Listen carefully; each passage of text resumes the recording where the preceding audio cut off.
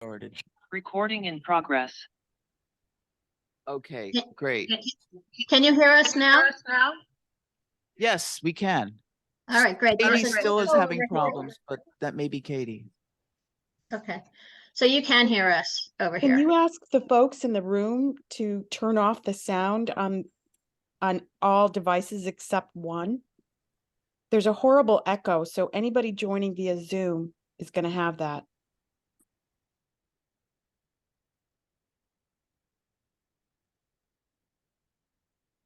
Can you hear us? No, I know we can hear ourselves. Yeah, they're muted now. Oh, yeah, They are. If they mute, They I'll mute goes or away. goes away. Okay, and Amy, you will be taking the attendance from where you are, correct? Yes, if you can hear me. Okay. Okay, everyone, I am so sorry for the technical problems, but welcome, everyone. This is the CB2 October full board meeting. I am Susan Kent, chair of the board. We are going to start according to our agenda. The first item is a on our capital and expense budgets. We are required by law to do this. So I'm going to ask if anybody here present who wishes to speak on either the expense or capital budgets items, anything? No. Okay. Move to close. Yeah,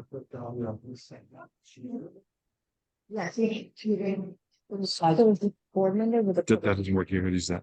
Oh. My mistake, this is for the public comment here, we're going to do that as a matter of, it's on the agenda later. Is there anybody here from the public who's here to speak on this? If not, I will take a motion to close the hearing. Possible. Thank you. Okay, all those Can you in favor? type down to any of them to talk? Okay, now let's get started. We need, okay, Amy's going to take the attendance.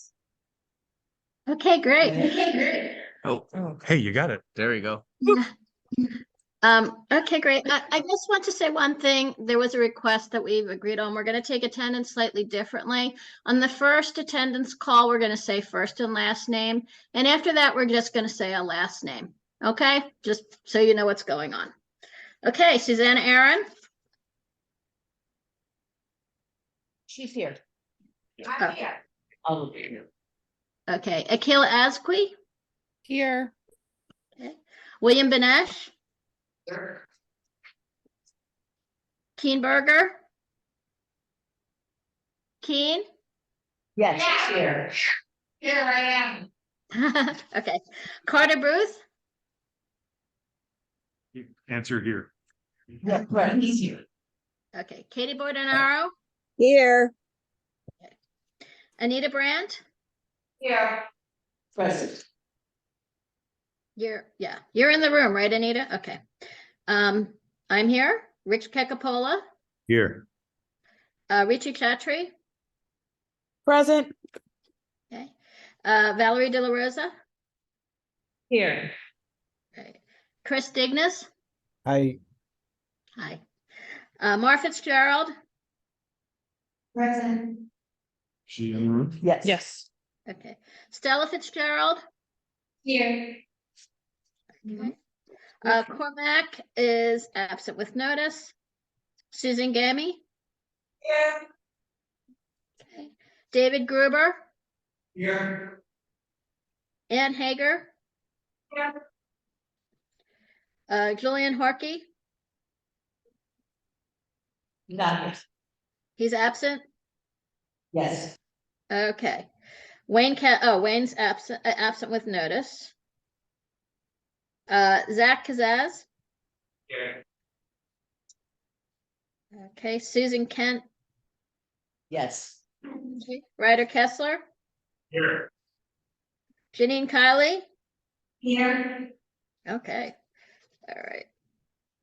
Okay, Ivy Quinars. Not here. Okay, absent. Okay, Patricia Laria. Here. Michael Levine is absent with notice. Edward Ma? Here. Great, thank you. Matt Metzger? Okay, I'm gonna say, okay, I'll go back to him at the end. Daniel Miller? Here. Okay. Erica Olson? Here. Juan Osorio? Here. Okay. Brian Pape is absent with notice. Donna Raftery? Here. Online. No, No, no, she's here. here. She's both. Oh, you're both. Oh, okay. Okay. Lois Rakoff? Donna, can you mute yourself? I think that's why there was an echo. Present. Lois Rakoff? Present. Got it. Bo Riccobono is absent with notice. Zachary Roberts is absent with notice. Rosia Sands? Present. Great. Shirley Secunda? Here. Okay. Kristen Shea is absent with notice. Frederica Siegel? Here. Okay. Emma Smith? Here. Okay. Dr. Shirley Smith? Present. Chanel Spence is absent with notice. Susan Wittenberg is absent with notice. Anthony Wong? Here. Okay. Cheryl Wu? Here. Great. Here. And Eugene Yu? Here. Great. Thank you. Okay, we have quorum. We have a quorum. Thank you. We will start before the public session. Senator Kavanaugh is with us, so, please.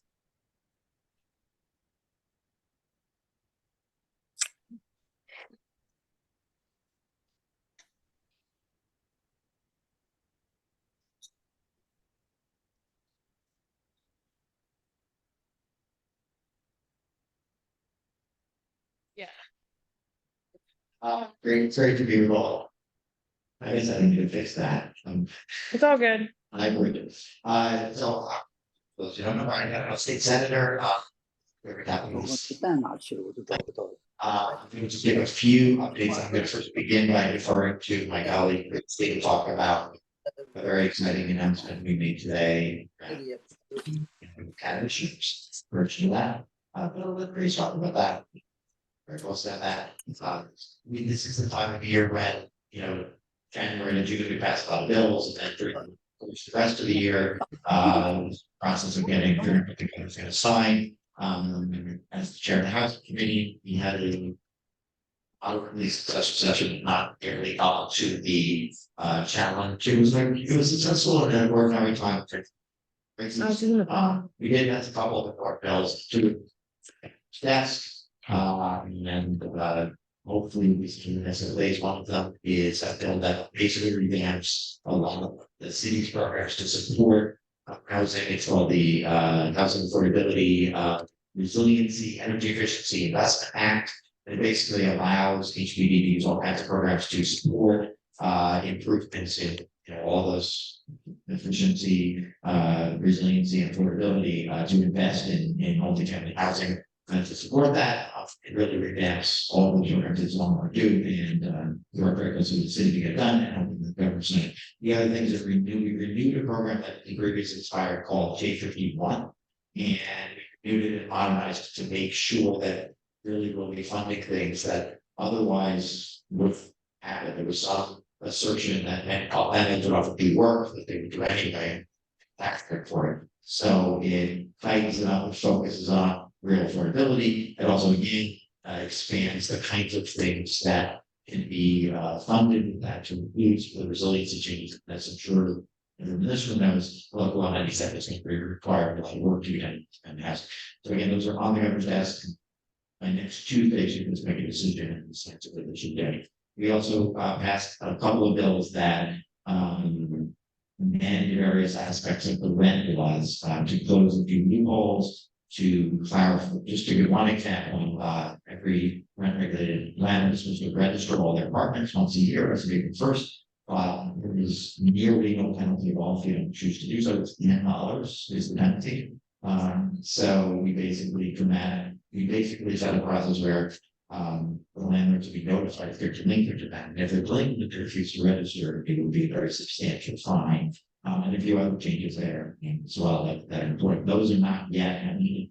So the next month or so, there's changes. We did have a very successful, I should credit my predecessor Daniel Squadron for this model, but we had a community convention which featured some, plenary sessions from various elected colleagues and myself, and then broke out the community, people there into different, working sessions to discuss issues. We had moderators and note takers in those rooms. We will be gathering that material together and sort of reporting back what we think we heard and what actions we might be able to take. Some people on the board were participants in that. These turn out for something we haven't done since pre-COVID, so we appreciate everybody smart about the board too. I give the word out about that to folks as well. I know you have a busy agenda and you're starting late, so I think I will stop there. I'm happy to take questions if you want to do that. Any questions? Okay. I commend you for coming in person for a meeting. Thank you.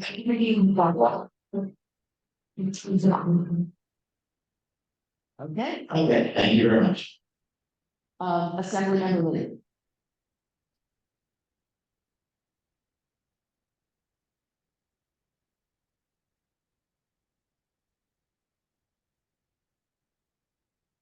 Good evening, everyone.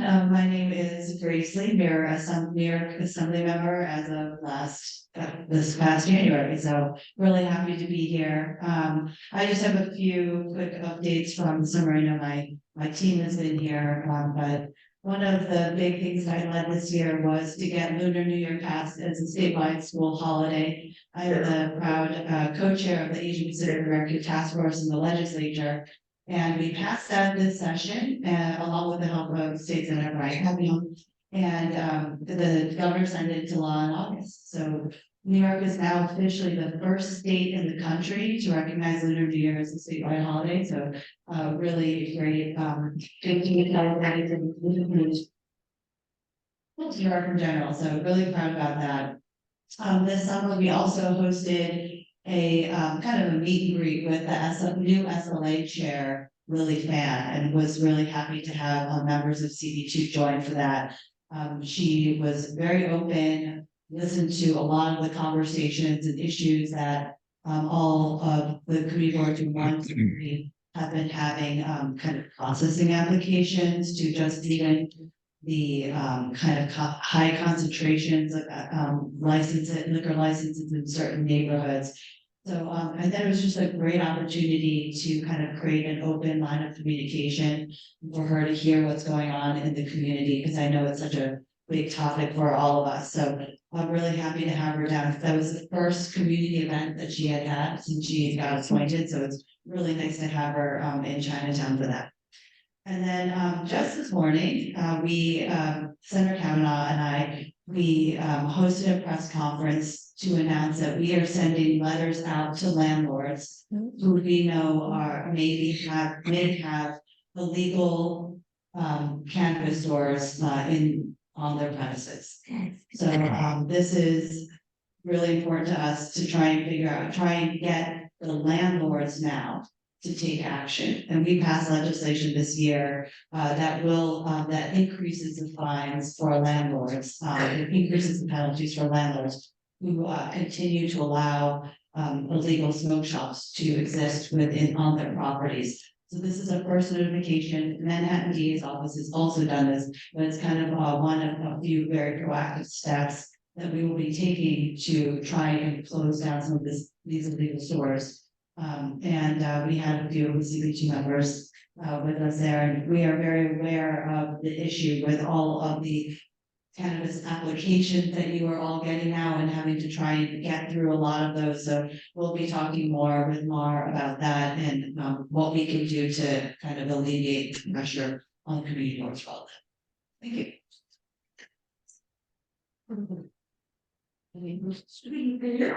What other business What other business would be, property and been responsible for the actions of a tenant when they drink to a apartment? What other business would that happen?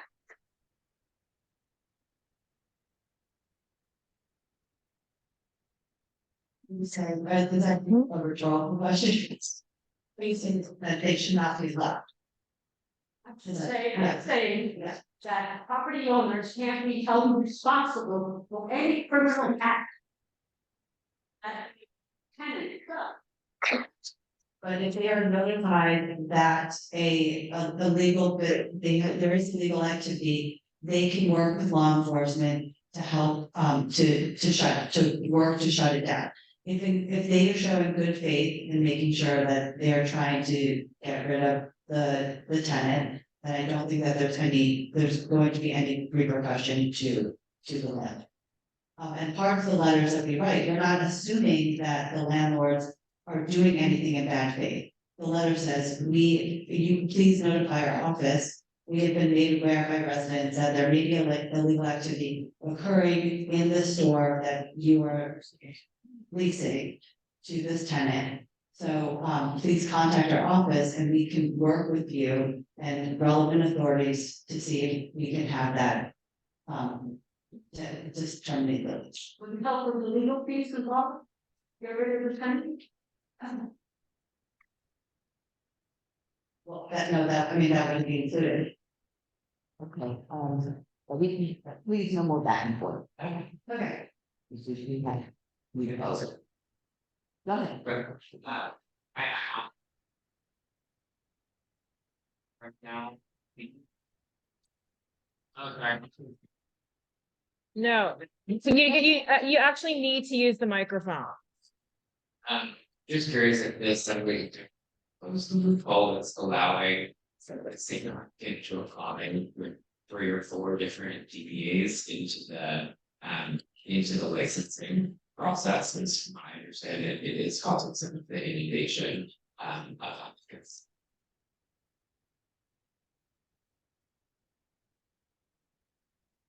I'm not aware of anything happening right now, but Mara actually just told me about this today, so I'm going to go back and see if there's anything going on, legislatively. If not, I'm happy to work on it to try and close that with all. You must use the microphone. Fine, when you are the landlord. Right now, it's $10,000. And what will the enforcement look like? Well, that is part of the problem, is that there's not great enforcement, so we are going to be working with authorities to do that. So in this process of going through and notifying them, and then also working with law enforcement to let them know that there's enforcement, that these illegal activities are operating within these businesses, and that we've been contacting the landlord and they're not taking action. Okay, I see no more questions. Thank you, something. Okay, so now we are going to turn to public session and I will turn it over to our first vice chair. Thank you. Let me just pull up my spreadsheet. So first we have, we're gonna go through the items that are on the agenda. I will go through the list that I have here. It's gonna go by items that are gonna be voted on this evening, and then other general announcements will follow. Within those parameters, then we will go with who's on Zoom and then in person with this first one for 388 Hudson. So Andrew Berman. Is he on Zoom? Yep, he's right here. Okay. There he is. Do I need to promote him? Oh, there he is. Okay. Can you hear me? Sure Yeah. can. Thank God. Great. Okay, thanks very much. I'm Andrew Berman from Village Preservation, speaking regarding the resolution on 388 Hudson Street. Couple of points. First of all, I want to urge the community board to be clear with HPD that the current mechanisms that they're offering regarding the affordability of the development do not guarantee permanent affordability, and we have to push them to offer that permanent affordability. They're talking about agreements that might range from 40 to 60 years without offering any specifics about how that would work. If they can ask for 40 to 60, they can ask for 100 or permanent. They can also file deed restrictions with the land that would require that it only be used in perpetuity for affordable housing. So we really need to hold their feet to the fire on that. We also want to urge the community board to be much more specific in terms of asking, urging HPD to ensure that this development is contextual. Contextual means different things to different people, so there needs to be specificity about that. We strongly urge that the community board tell HPD that the building should match the height of the very large loft buildings that surround it. If we just rely on HPD to determine what they think is contextual, we're going to get something that I think will look very uncontextual by most people's standards. I also want to point out that while there's been a lot of conversation about some very worthy other uses that could go into the building, such as public recreation centers, those are either going to compete with the housing or they are going to make what's already a very large building even larger. And if they're on the lower floors, if that housing has to be replaced on the upper floors, those upper floors, because of setbacks, will be smaller. So you're talking about adding 2 to 3 floors for every floor on the lower levels that you don't use for housing.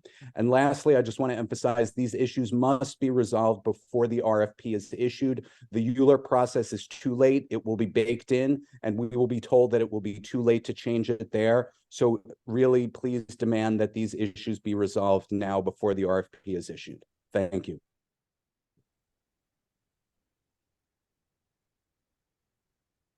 Thank you, Andrew. Next, we have on Zoom, we have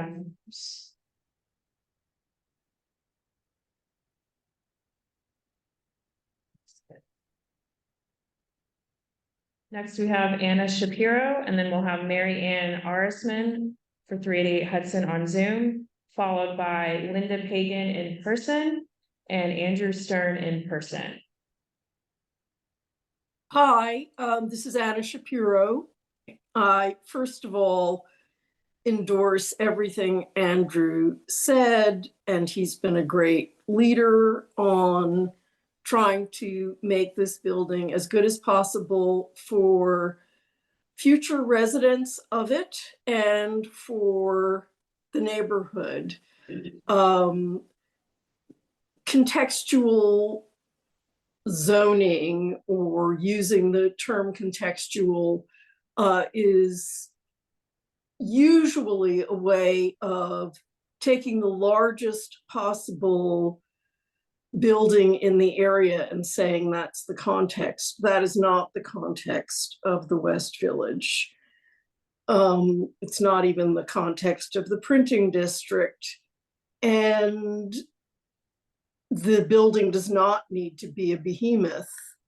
We want to house as many people as we can in affordable housing that is also pleasant for them and really becomes part of our community.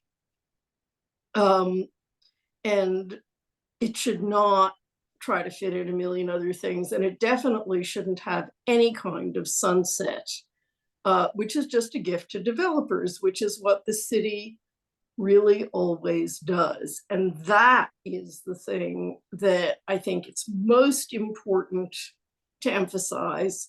Do not give our land, our neighborhood to developers. They do not have any human interest at heart. And they make our government bad, they make our neighborhoods bad, and they do not make good buildings for the most part. They're not interested in that. They're just trying to get the maximum square feet for their companies. Thank you, Anna. We've got the clock is down to 0. So Buildings are major emitters, and because of population growth, Thank you, Anne. Thank Anna. you. Thanks. Next, we have Mary Ann Arsman, and for whomever's promoting on Zoom, I don't know who it is, but if you can please allow people from the public to turn their cameras on. I don't know if that's been communicated to anyone. I've been trying to ask, I've been not made a co-host, so I can't control anything. Thanks.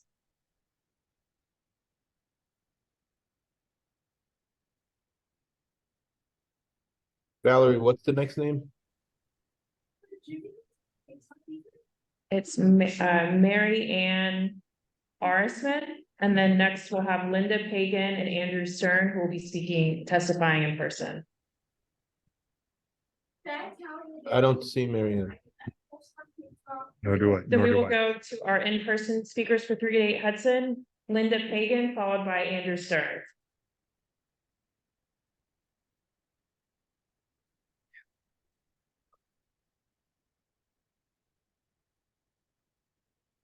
Just, you can Yes. speak afterwards, it's fine. But make sure you Please use speak the into the microphone. Hello? There you go. Pagan, I've lived in the neighborhood for 30 years. I've had my hat shop in the neighborhood for 28 years. I cannot emphasize that at these meetings in the neighborhoods, the neighbors that I talk to, customers that I have, it's almost unanimous that there are three things for 388 Hudson. One is it should be contextual, that seems to be the word of the night. It can be made in brick just to fit in with the federal buildings that are around and the Carpenters Union. Two, it should be multi-generational. Nobody wants to live with people their own age solely. I don't want to live with 65-year-olds and older. I'd like some young people, some families. Mixed use is the long way to go if you're in it for the long haul. The third thing is, it is public land, and public land is for people. It's paid for by our taxes, and it should be affordable housing in perpetuity. If a young man like this man in the New York baseball cap moves in at the age of 30, and 30 years later he's scrambling to look for affordable housing. So those are the three things, and I would say that the community is almost unanimous. It is unanimous, and I cannot emphasize that we're like a broken record on those three points. So thank you. Thank you. Great, thank you. Andrew Stern.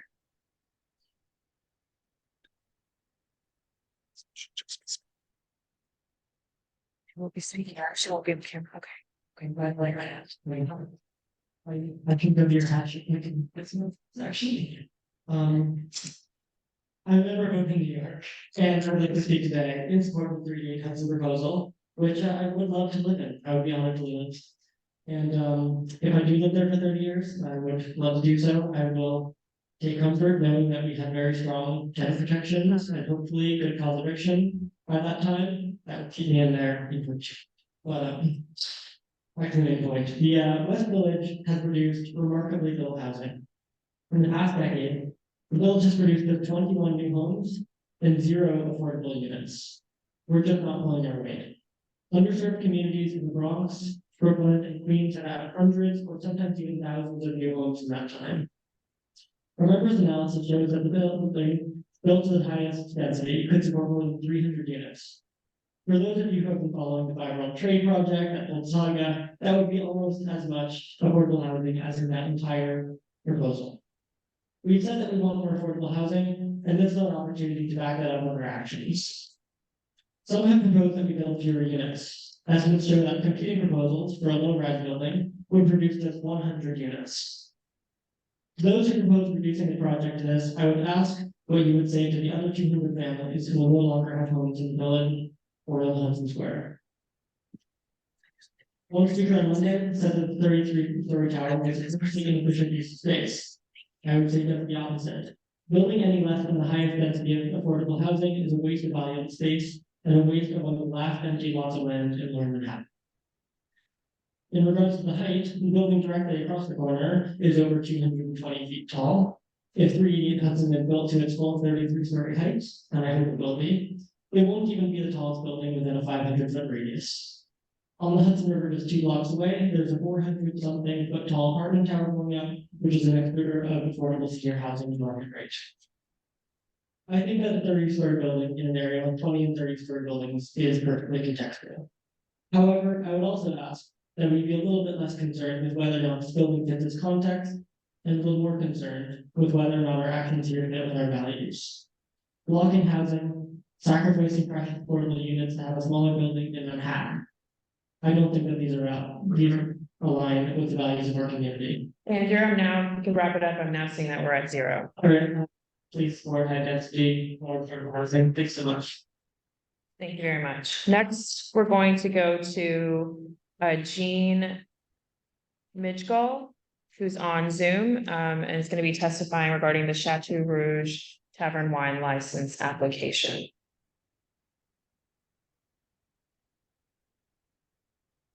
She should be able to unmute. All right, can you hear me? Yes, thank you. Okay, excellent. Thank you. My name is Jean Migdal. I am a community resident. And I wanted to say this morning at about midnight, I saw that the full draft board package had dropped on CB2 website. And I was very happy to see that the licensing committee had recommended a denial without stipulation of the Comtois Inc. DBA Chateau Rouge of their tavern wine license application. And I just wanted to say that community residents have voiced concern and opposition to this application via email and attendance at the licensing committee's public hearings, as well as at the outreach meeting that the committee suggested Chateau Rouge convene on premise. As a 35+ year resident at 137, I would just like to say that we, the community, are extremely appreciative and gratified that our concerns with respect to Chateau Rouge's hours and methods of operation have been heard, and that the committee has recommended its opposition accordingly. Just briefly, I'd like to thank Eric Botcher, CB2 Community Liaison, Nicole Barth, and CB2's Mark Diller and Florence Arenas for all of their guidance and help that they gave to me to navigate the process. It was always a pleasure to speak with them. We realize that the committee's denial is simply a recommendation, and then in future, Chateau Rouge's application may yet go before the SLA. But again, I'd just like to emphasize how much we appreciate the attention you've given to this matter. We take great pride in our neighborhood and maintaining its peaceful residential quality of life that we've enjoyed for so long here. So again, thank you very much. Thank you very much, Jean. Next, we're going to go to James McCarthy in person. Who's the next on remote? Yes. Good evening, I'm James McCarthy, addressing the Les Comtois Cafe liquor license at 137 Thompson Street, 388 Virginia. I live in 137 Thompson Street, and I was very concerned about all the extras that come with the restaurant. They set up to break down their seemingly hours and the small space, and all this has been heard before, lack of ventilation and the general misguided thrust of the whole thing. And I concur with the board's decision. I'd like to thank the board very much for also the inspection and the consideration. It's got me to be much more attuned to the goings on in the neighborhood. So not to beat a dead horse, but as I say, the whole thing seemed misguided, and we all came out in force, sort of unaligned each other. Surprised to see each other there. Everyone was living on the street and voiced opinion. No one was for it. And again, I just like to thank the board once again. Thank you. Thank you so much. So next, I'm not sure if this person is on Zoom. I didn't see him on Zoom, and did not indicate on the form. George Locker, speak on this same application. Are you in the room? Okay. Next, we have Megan Cerullo on Zoom, but we do not see her on there. So Edward Cerullo, I believe, is in person to speak about the next non-agenda item. The skateboarder takeover of Lafayette between Spring and Kenmare. Yeah, that's huge. Yes, I'm Ed Cirillo. I'm a 45-year resident of the city, and in the last 15 years, I've owned an apartment in 210 Lafayette. That's the stretch of Lafayette between Spring and Kenmare. And those of you who are familiar with it, it's been a Kenmare that with block, it's been a lightly traveled street, and with square across the street, it's been a very pleasant place. And then came COVID, which shut down the street. Along with that came skateboards, and everything changed, and dramatically so.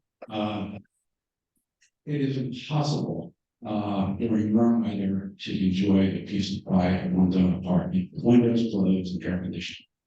The incessant clanging, scraping, and grinding from morning to night of the skateboards is just relentless.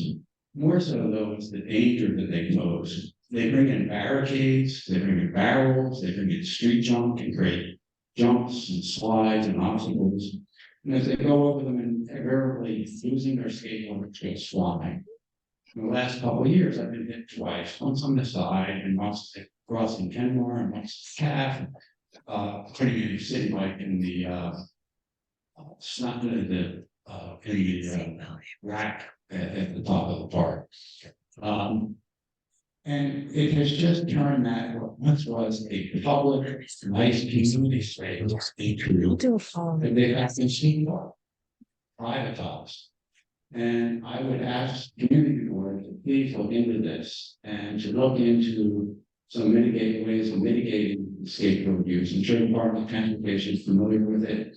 They've got grid strips. I have a handout I can share with you of elsewhere in the city where they put cobble strips that dissuade the skateboarders from using and return what is a public space and a community space to the public. Thank you. Thank you so much. So next, we're going to go to Janine Kiley, who's going to speak about the abolishing the 24-hour workday for home care workers. This came up a little bit last night, but 2 nights ago at exec, so I thought I'd share with the board and everyone who's joining us tonight. Did you know that New York City, and only New York City and New York State, has a 24-hour workday for home attendants? So that attendants are only paid for 13 hours. And the rest of the state, even substantially less progressive cities and communities, the same workers are paid for every hour worked, whether it's a 12-hour shift or 2 12-hour shifts.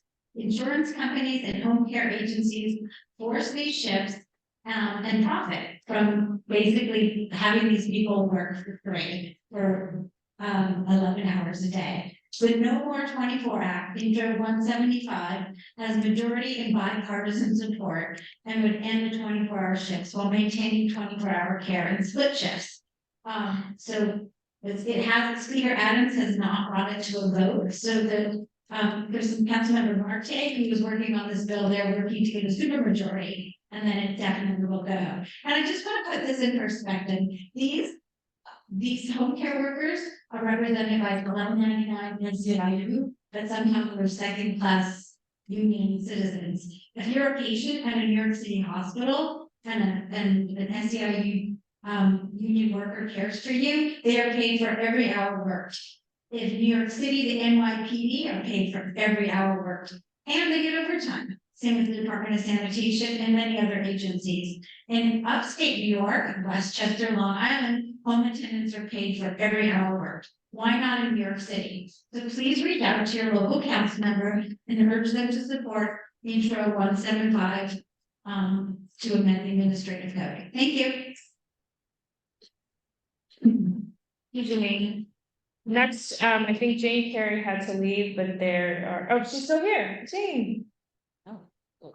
And then after Jane, we'll have Lois Rackoff in person, and then we will go back to Zoom to wrap up with Darlene Lutz and then William Abrams. All right, thank you. Keep it quick. I'm Jane Carey.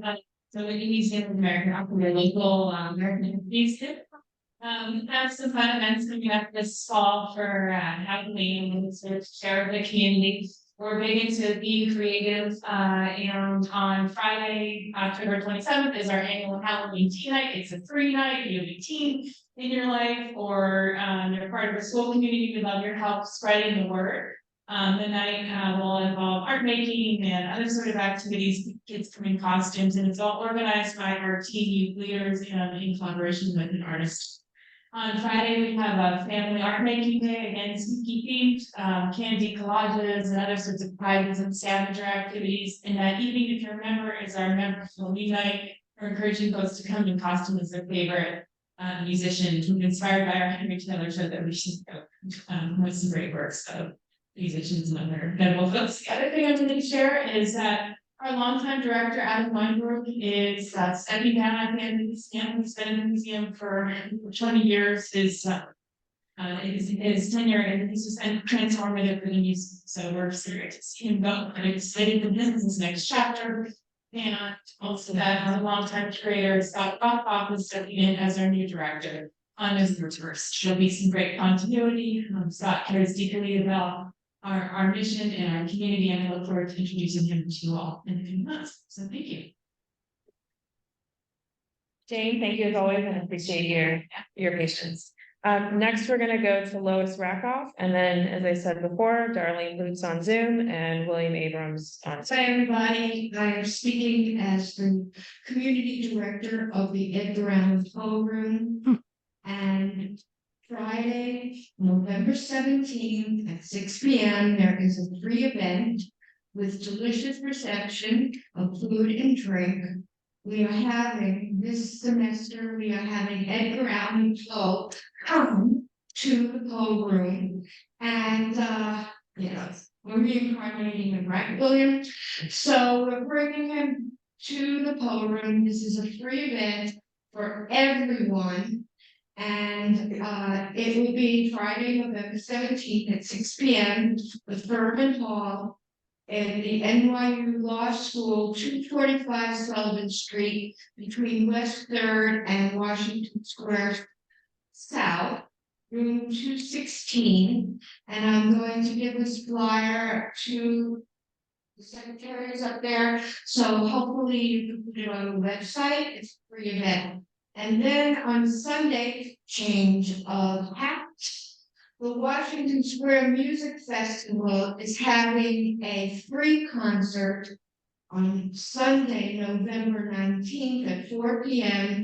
at the St. Mark's Church in Bowery, 131 East 10th Street and 2nd Avenue. It is not church music, it is a venue, an indoor venue, and we're having live music, Mozart, Guido Lopez, Daphne Young, Benjamin Britten, and Bella Bartok. And everyone is invited, and it's a free event.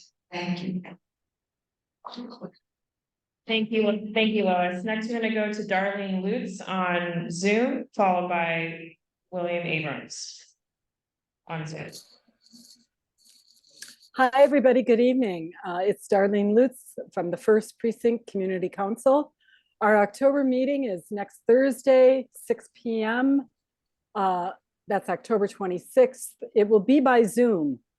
I don't have the Zoom link yet, but for those who have your cell phone to text, I will text that out and maybe you can spread it around.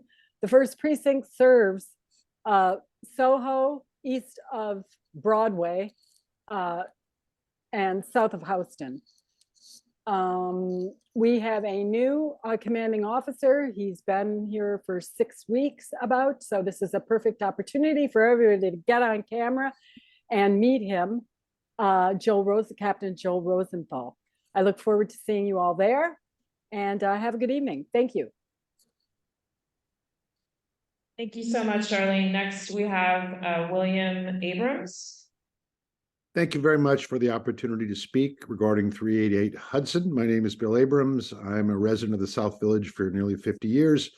Educated my kids at PS3 down the street from this location and spent countless hours at soccer games on J.J. Walker Field. I care a lot about this issue. It's a complicated one, obviously, and the consequences of the decision will be significant and very long-lasting. So it's important that we take care through the process, that there is ample opportunity for the community to give its input, and a need for a great deal of transparency. I'm concerned that even though this has been under discussion for a great long time, the actual plan or scenario for this building was only presented by HPD, I think, on September 12th at the visioning meeting. So there's not been a lot of time to respond to that. Also concerned that the land use committee meeting on this was just Monday, 3 days ago. Again, a very short interval between that and this meeting. So obviously I support the points that Andrew Berman and others have made around size and the affordable housing aspects and so on. So mainly my point is to request that the CB2 board take its time, postpone any decisions by at least until the next meeting, so that there's ample time for the community to fully understand the proposed direction, which will soon be baked into an RFP or RFA. I think it's hard to get it back. And then we make a thoughtful decision that benefits from community input and truly respecting all perspectives, and also with a great deal of transparency. Thank you. Thank you so much. Now, before we close the public session, I turn this back over to our chair for the elected official reports. Is there anyone on Zoom or in person who signed up to testify but did not hear their name called? Is there anyone on Zoom? I don't see anyone with their hand up. Okay, great. Then I will close the public session and turn it back over to our chair, Susan Kent. Thank you so much.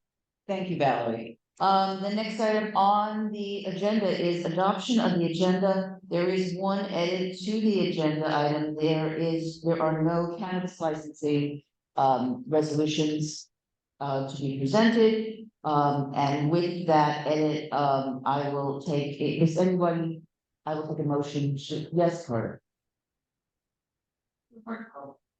Yeah, we need to.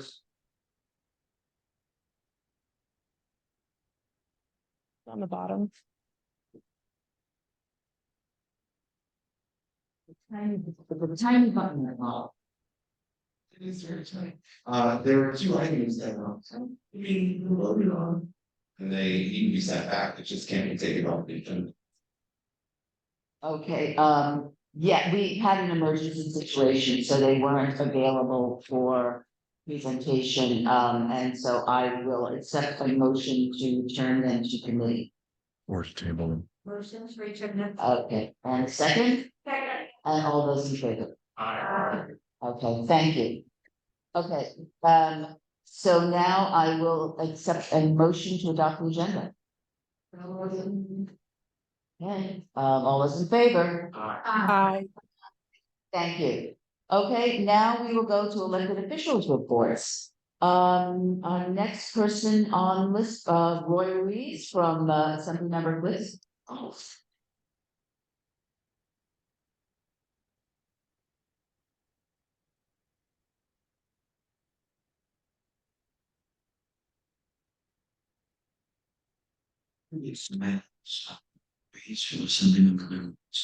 I have a packet of reports up there in the table. Our first update regarding the 388 Hudson proposal, which Village Preservation wrote about. They wrote to HPD. HPD replied. We had concerns with that reply as well. You know, HPD talk about these ironclad mechanisms like the 40 or 60-year mechanisms, you know, and we just don't think that we think that's a little flimsy. So she wrote a letter to Commissioner Adolfo Carrion from HPD expressing those concerns. A little part of that is, and this is in the letter as well. I cannot think of an instance where a for-profit developer chose to develop permanently affordable housing, nor an instance where the city has stepped in to ensure permanent affordability. In fact, our neighborhoods have lost hundreds, if not thousands, of affordable homes to luxury housing development, due in part to the collusion of real estate developers and mayoral administrations. So those are some of the words. We are, in fact, supporting affordable housing in perpetuity. It's cool that you can live in an apartment for 40 years, but if we don't get this right, then your kids are going to be where we are now in an affordability crisis. So that's one update. The second update is we have a joint hearing with the Senate on environmental conservation on the bottle bill on the 23rd of October at 11, and we have another one on the 24th.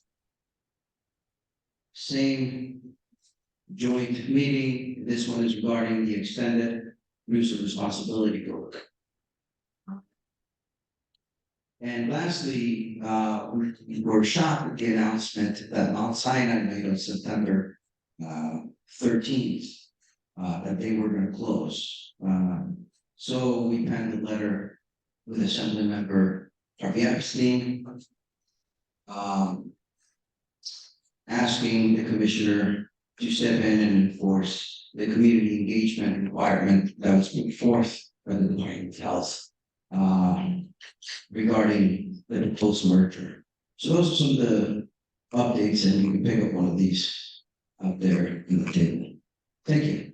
Thank you. Questions? Go ahead.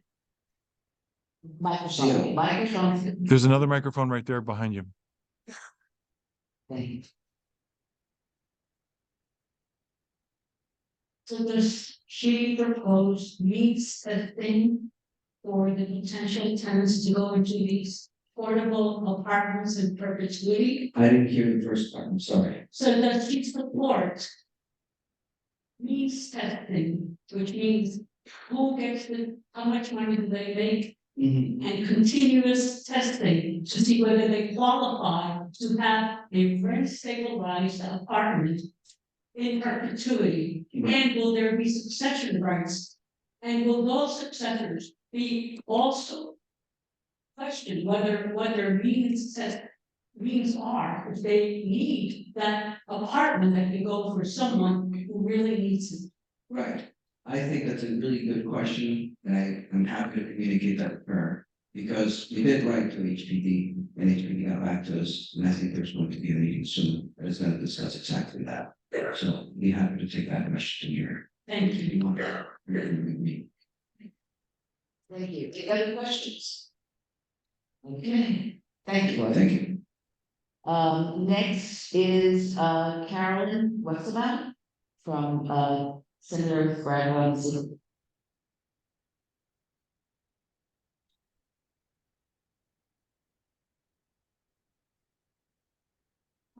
I'm Karen from Space.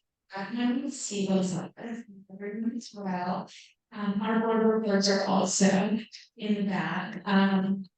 The first thing I wanted to announce is we're holding our senior resource fair next Tuesday, October 24th. We have flyers in the back. It's a little far from CB2, 65th Street on the Upper West Side, but organizations that serve the entire West Side. So if you're able, it'd be great if you could make it. It's again next Tuesday, October 24th, 3 to 5 p.m. There are flyers in the back. A couple of other quick announcements. Senator Boyleman's newest gun safety bill was signed into law by the governor yesterday, and it allows New York State to tap into Medicaid funding for hospital and community-based violence prevention programs. It'll provide individuals impacted by gun violence with follow-up care and intervention to help clinical cycles of care and prevention. They're all too common. this type of violence. We also have some information in our report about Senator Hoylman Siegel's bike safety bills, a few other things, but we haven't taken some questions. Any questions? No. Thank you. Next we have Biani Rodriguez from Council Member Rivera's office. Is she? I thought she's here. No. She signed up to speak in person. Biani She's not here. is not here. Connor from Councilmember Martin's office. Here it is.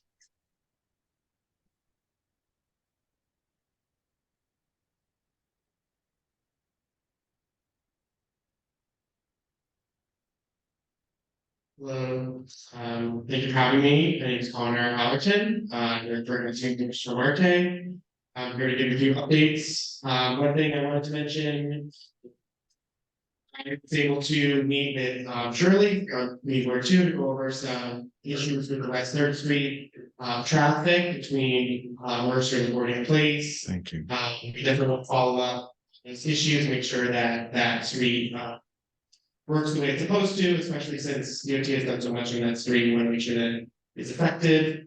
In terms of legislation, we introduced 2 bills today. One with Councilmember Rivera that require property owners to create and distribute flood evacuation plans for tenants. The other with Councilmember Holden would require small business services to study the negative repercussions of film shoots on small businesses. We've heard a lot from businesses where they do film shoots. That it leads to 0 foot traffic and then they don't get business for days on end, so we want to make sure that that's accounted for. We also last month introduced a bill with Councilmember Hudson that would require housing conditions, they can't gain access, but they actually put content tenants directly, actually trying to get access, not just not meeting written face to case. But and they wouldn't actually be able to close case without thing that it's been addressed in some form. We're also starting participatory budgeting again this year. It's actually live now. If folks want to start submitting ideas, they can. The link it's online and we're going to be doing a lot more outreach. But it's itunes.pdnyc.org. At the end of November. We're dedicating $1 million in capital funding. Last year, we were able to plant, the ones that were voted by public to get that money was new trees as well as a new playground for one of the public schools, PS 110. So we're really excited to do it again. We'll be tabling around the district soon. Also, as Janine mentioned, we had a content rally for our bill, Intro 175. Doing a great job explaining the issue, but it's our most supported bill to pass, and so we want to really make sure that folks are involved. And if you want to get involved, there's reach out to office and call your council member to have them sign. And then the last thing is to apply for. We have a tree adoption program. We have an app and a setup tool so folks can sign up to take care of a tree, street tree in their neighborhood, inside your house. That website is treetool.district1.nyc. That's also your website. I think thanks for everybody. Any questions? Thank you. Next we have the folks online, Robin Horst from the mayor's office. Hello, everybody. Nice to see you all. I have a few quick announcements. I know you have a very big agenda tonight. First, a fun thing. I don't know if you're familiar with a program that was started last year called Trick or Streets. But there will be a Trick or Streets event next Friday from 3 in the afternoon till 8 on Lafayette Street, running from Spring to Kenmare. So trick or treat, have fun. The second thing I wanted to mention is that today the mayor and the transportation commissioner announced the permanent dining out program.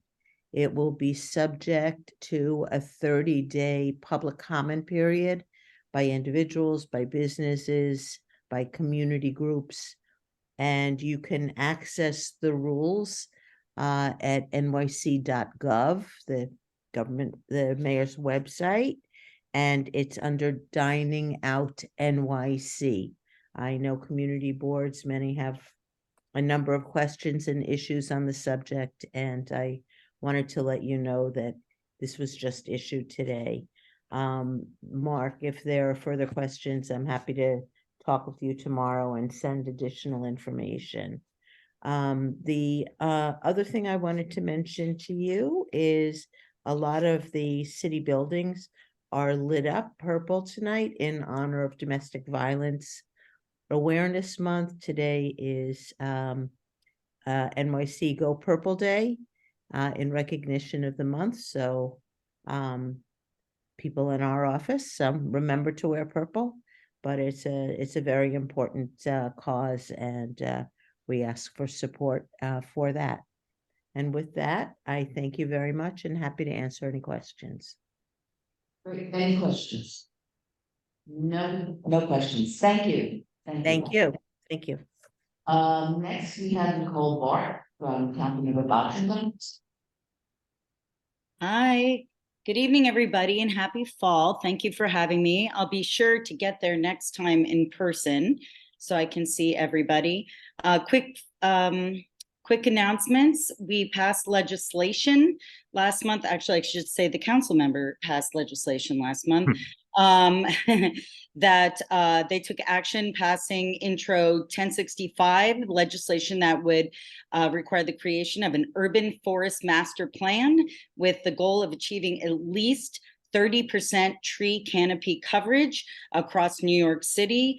Very excited about that. I am going to include everything I talk about in links in the comment section, the chat section, so no worries there. The next thing I wanted to tell you guys about is we are having a free flu shot clinic on October 24th. So I will put the link, please sign up for that. We also have want to announce that on Wednesday, October 25th, we will be having a conversation. This is a Zoom in the evening at 5 p.m. with New York City Special Narcotics Prosecutor Bridget Brennan. So please tune in for that. We'd also like to announce that our community cleanups are on again for the fall. So if you'd like to come out on Sundays, we're doing groups in the CB2 area, the West Village, in Chelsea, and in Hell's Kitchen. We also have a Shred Day has been rescheduled because the first one occurred during that monsoon on a Friday a couple of weeks back.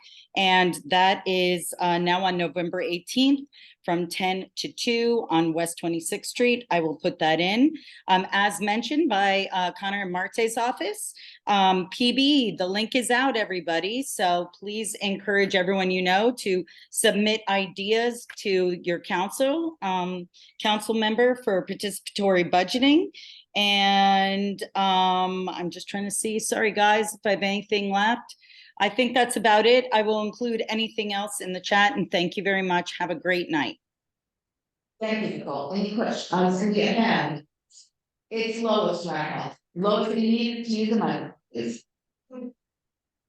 the clinic? I'm sorry, Lois, can you please say that again? Where's the clinic that the shop's gonna be given? The flu clinic is in our office. And we also, I forgot to mention, have a housing clinic and a rent freeze clinic every month. That's a regular clinic, but the free flu shots will be happening in our office. And I will put a link in the chat that has all the information on our flyer.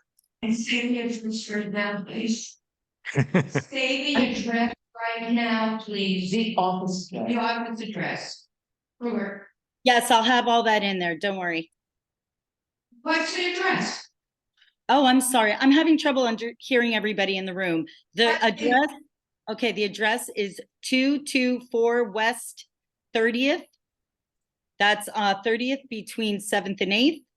And our suite number is 1206. Thank you. You're very welcome. Thank you. Okay, I see no more questions. Next, Peter Tsay from DA Brad's office.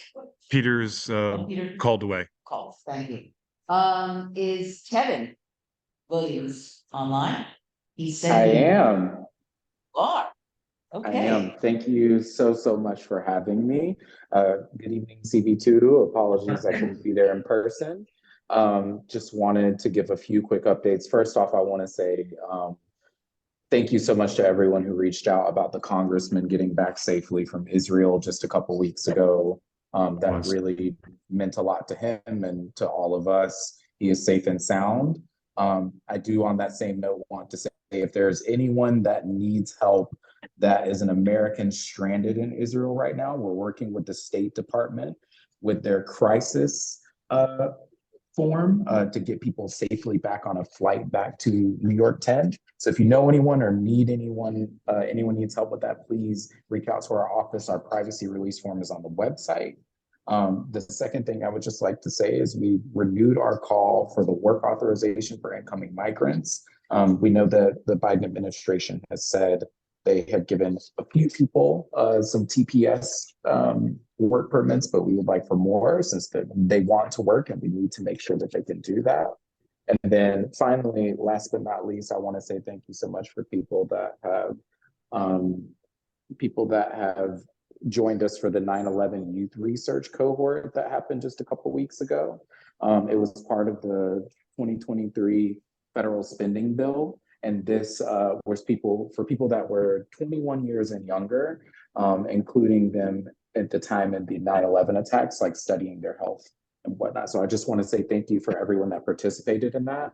As always, I'm always here if you need me. Please reach out to me. I'm at the Manhattan office at 290 Broadway. Feel free to give us a call or reach out if you need anything. Thank you so much, everyone. Thank you, Kevin. Any questions? No, thank you. Andrew Chen from the Borough President's office. Is he? He declined to be promoted, He declined to be, I guess. but he's allowed to talk. Oh, and does he have a report? Sorry about that. Can you all hear me? Yes, we can. All right, great. Thank you all for allowing me to speak tonight. I have a very short report. I'm here on behalf of the Manhattan President Mark Green. First thing is that for you community board members, we will be doing another round of leadership training sessions from November 13th to November 17th. These sessions will focus on equal employment opportunity, conflict of interest, implicit bias, land use, and housing, and more.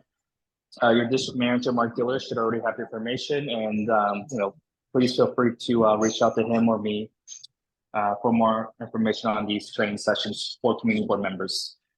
Secondly, the Manhattan Borough President's Office is hosting a Manhattan Day of Action on Saturday, November 4th from 12 to 2 p.m. We will be doing several community cleanups throughout the borough of Manhattan. If you're interested in volunteering on November 4th, please let me know. And then lastly, this morning at our Manhattan Borough Board meeting, we passed a resolution regarding our support for right to counsel for New Yorkers facing legal proceedings. Senate Bill S2721 and Assembly Bill A1493 would guarantee the right to counsel for all tenants facing eviction. And that is my report. Thank you and have a good evening. Question? I'm sorry. Here. Oh, go ahead. Okay. I just need you to use the microphone. Okay. Andrew, this is Joey Smith, and I'd like you to convey thank you to Borough President Mark Levine and the Deputy Keisha Sutton for the nice program that we had at the state office building for MWD. Thank you. Thank you. Thank you for, I'm glad you all enjoyed it. Okay, any other questions? Are there any other representatives of elected officials that have not been called? Okay. Okay, thank you very much. Next item is Chair's report. A few things that went on today at Borough Board. First one, we passed a resolution supporting a right to the council. This is currently a bill in Albany. We will be bringing it up for a vote in new business, but this will be a parallel piece of legislation to the law that is currently in New York City. Other items that came up, a lot of chairs were talking about their budget priorities, and I found it interesting that I'm sorry? Somebody. No, go ahead. Items that involve public safety, mental health, treatment programs and housing were all highly ranked, showing that somebody is speaking, please mute them. I can't find it. Oh, okay, anyway, and just the way we had there, apparently the issues that we are facing are quite common across Manhattan. The other item that came up repeatedly involved cannabis applications. Many of the boards are surprised at the numbers that they are seeing. Several people expressed uncertainty on how they would be handling them. I expect that they may reach out to us in terms of wanting to use our the process that we use in terms of asking applicants questions. And there was also frustration expressed about the inability to deal with illegal cannabis shops and the access that it provides to minors. That seems to be a big problem in some places. On a piece of good news, Councilmember Marte reported that the bill that was heard to amend the administrative code to change the standard, the noise standard on how noise is measured and to exclude noise from interior commercial spaces is unlikely to get out of committee, so we will not be facing that. As was mentioned, the DOT outdoor dining rules came out today. There will be a hearing on November the 10th and written comments. That's what according to what was issued. It's November 20th. That's the written comments through November 20th, but the hearing is going to be on November the 10th. At exec on Tuesday, we had a resolution that was proposed by one of our members to request that members of the public and representatives of our elected officials do all their presentations in person. We had a brief discussion. I bring it up because if this is something that people want to discuss, I can put it on the agenda for next month. The resolution as presented did pose a problem in that it was in conflict with the open meetings law. But if this is something that people want to discuss further, while there are clearly some benefits to hybrid, there are also obviously some difficulties. On a lighter note, the Children's Halloween Parade on the 31st is from 3 to 6 p.m. Anyone wishing to join us, the staff and I will all be there and handing out goodies. And it will start at the Arch in Washington Square Park. And lastly, I want to remind everybody that we will hopefully again be doing our holiday party. Again, it will be technically unofficial, but we are going to be, I'm looking for suggestions on locations. It seems like every year lately we've been ending up at Brass Monkey and maybe we can come up with something else. So if we start thinking about it early, who knows? And that's the end of my report.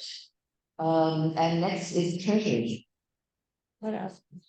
Oh, I'm sorry. Do you have a question? I just wanted to clarify that the DOT public hearing for the proposed rules for outdoor dining is on Monday, November 20th at 10 a.m. Okay. Okay, so. We were back in the first order changes for this fiscal year, let's see updated numbers in terms of expenses. Personnel, copy machines, and tax services, illustrations. And we're anticipating to spend by the end of the fiscal year another $226,000. Any questions? If none, I yield my time to the gentleman with the English.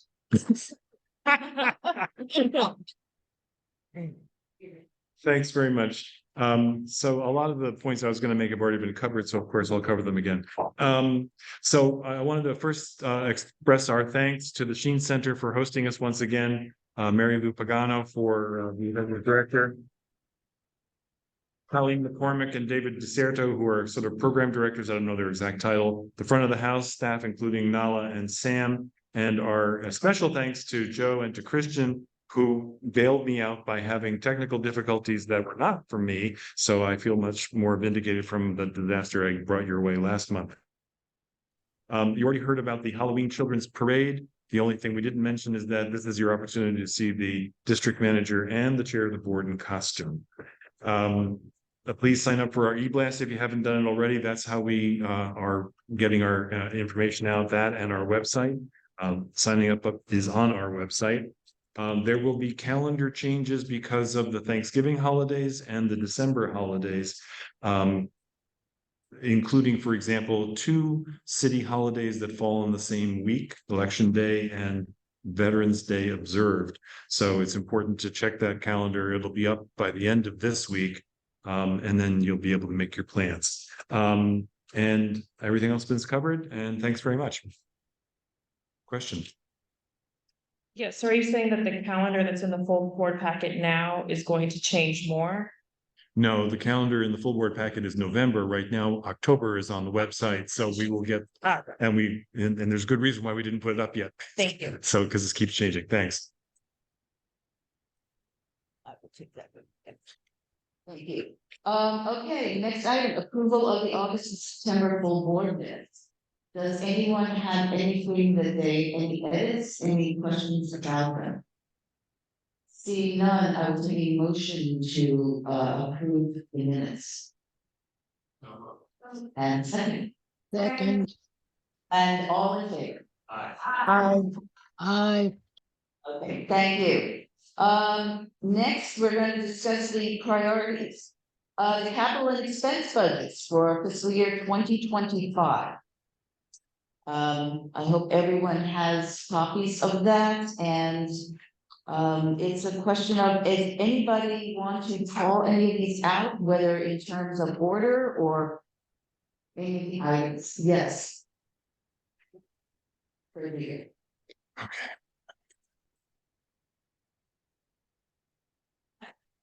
We're starting with capital.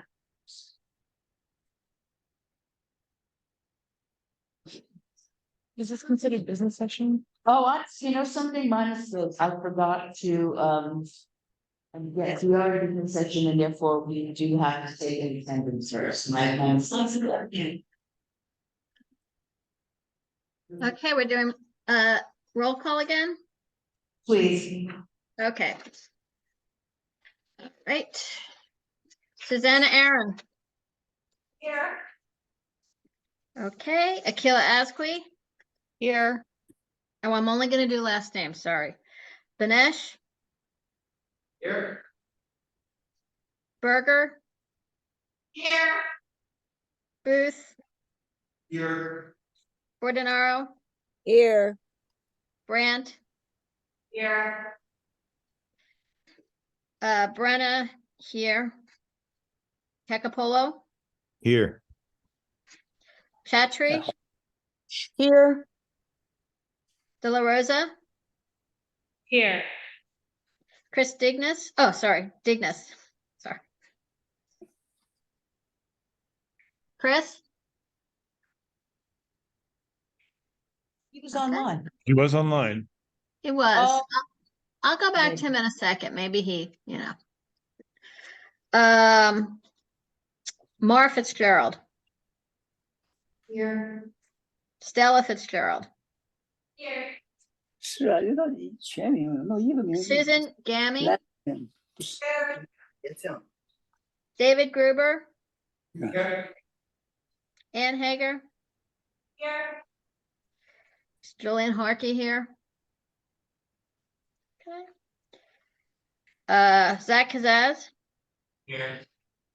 Susan Kent. Here. Sorry, I keep forgetting. Kessler, Here. Kylie, Here. Quanars, Ilaria. Okay. Ma.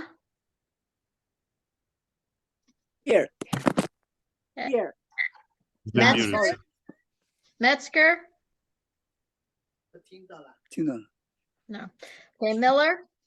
Here. Okay. 弄掉了 Olson. 我弄掉了，他又上去了，又杠掉。 Olson.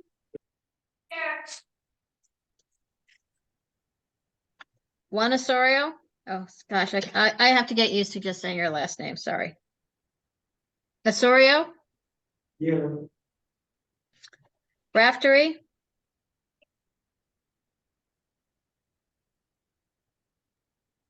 Raftery. She's here. Okay. Maybe repeat. Okay. Rakoff. Lois. Lois is here. Okay. Sands. Rocio is here. Okay. Secunda. Here. Okay. Siegel. Here. Smith. Emma Smith. Here. Dr. Shirley Smith. Present. Chenault Spence. Here. Okay. Let's see. Wong. Here. Wu. Is that in person or? You. Here. No. Okay. Cheryl in person? Yeah. No, she's remote on Zoom. Got it.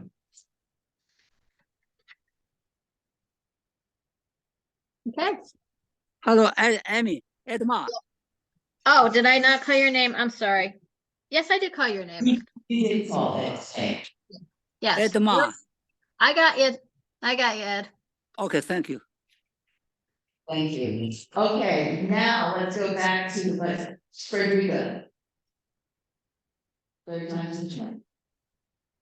Thank you. I think it's an amazing job that you guys did during the exec, and this is quite the balancing act. I have two little comments. Number one, regarding the expense items. Number 10, we have. We're first dealing with cap, anything on the cap. Well, what about the list of the three items, which is unclear whether it's capital? Those are top three overall. So we're not ready for that? Well, we can speak, would you like to talk about those first? We can talk, I'm just Whatever you like. I'm just gonna start with the capital, then go to the expense. And top three. Talk about three.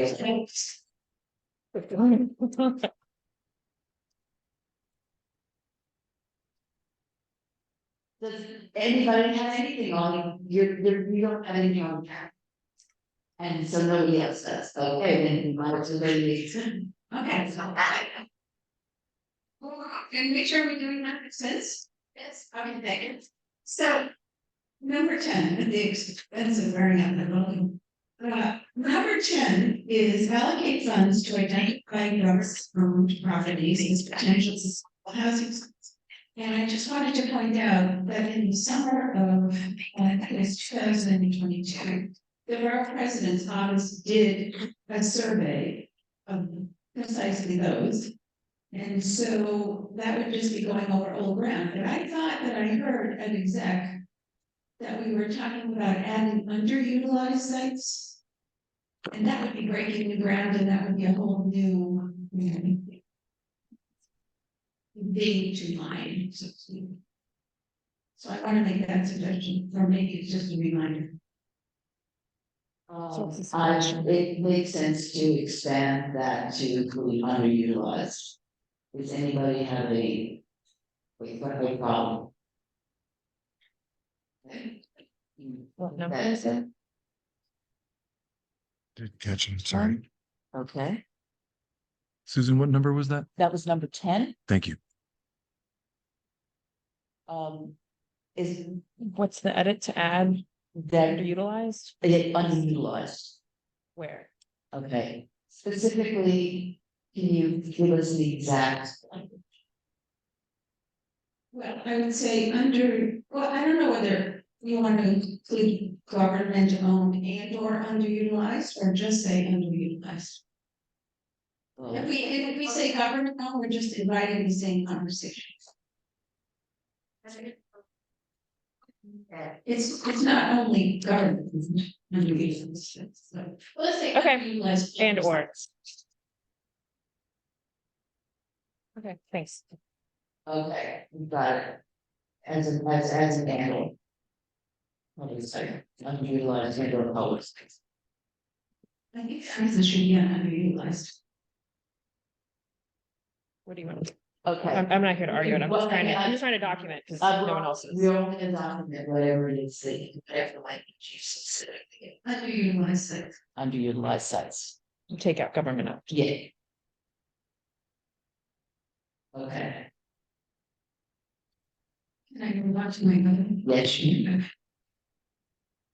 So in the new list, the top 3 district needs and budget priorities, that's a new option for this year. No, it's not. That was number 1, funds for mobile mental health outreach.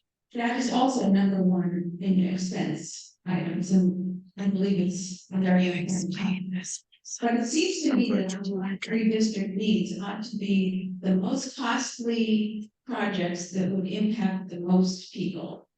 And that makes me feel that we're looking more at capital. So I want to suggest that we find a way to incorporate our capital expense request for the 3 floors of the rec center to be in our list of top 3 district needs. That would make 3 capital expense items. What? Okay, is there any thought from anyone on that? Yes, Susanna.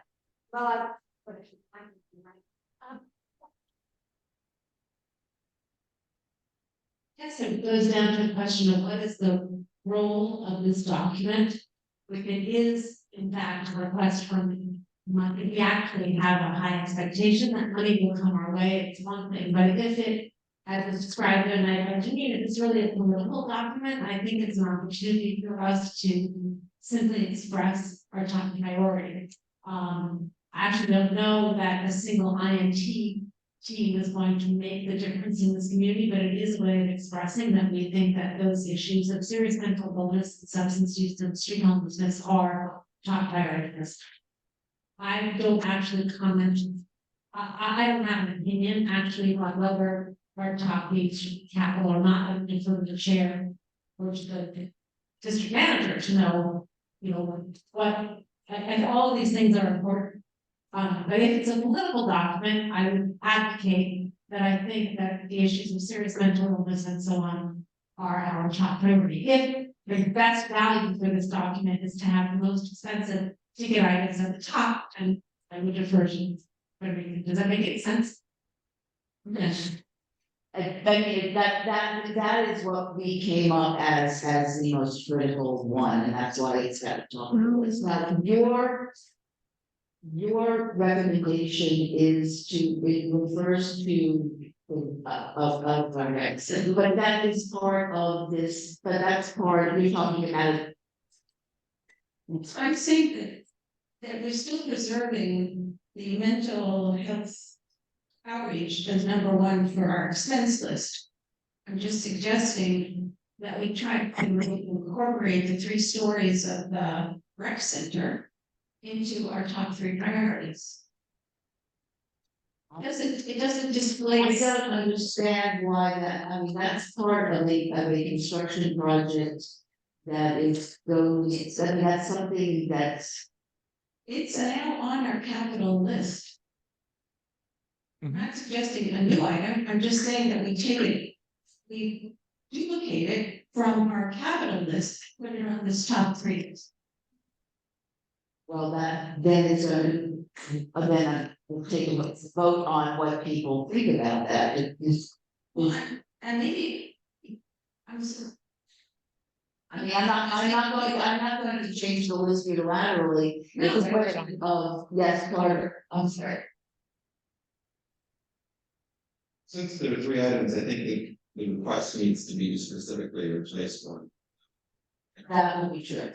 That's Right. but you would need to make the request. You're making, you're asking to amend it. And then the question is, do we support that change? Right, specifically, I'm saying. So calling it out. That. Right. So it sounds like That calling it out. we replace the funds for the mobile mental health outreach with the request for the 3 floors of the rec center. I don't care what the order is, where you insert it, I'm just saying like that it should replace the mental health outreach as long as that mental health outreach is still number 1 on our expenses.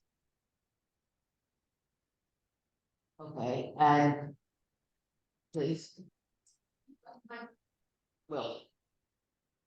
I was just gonna ask, because we haven't really done this in the past with the separate top 3. Do we have any indication where this top 3 list is going and why they're asking for it separately?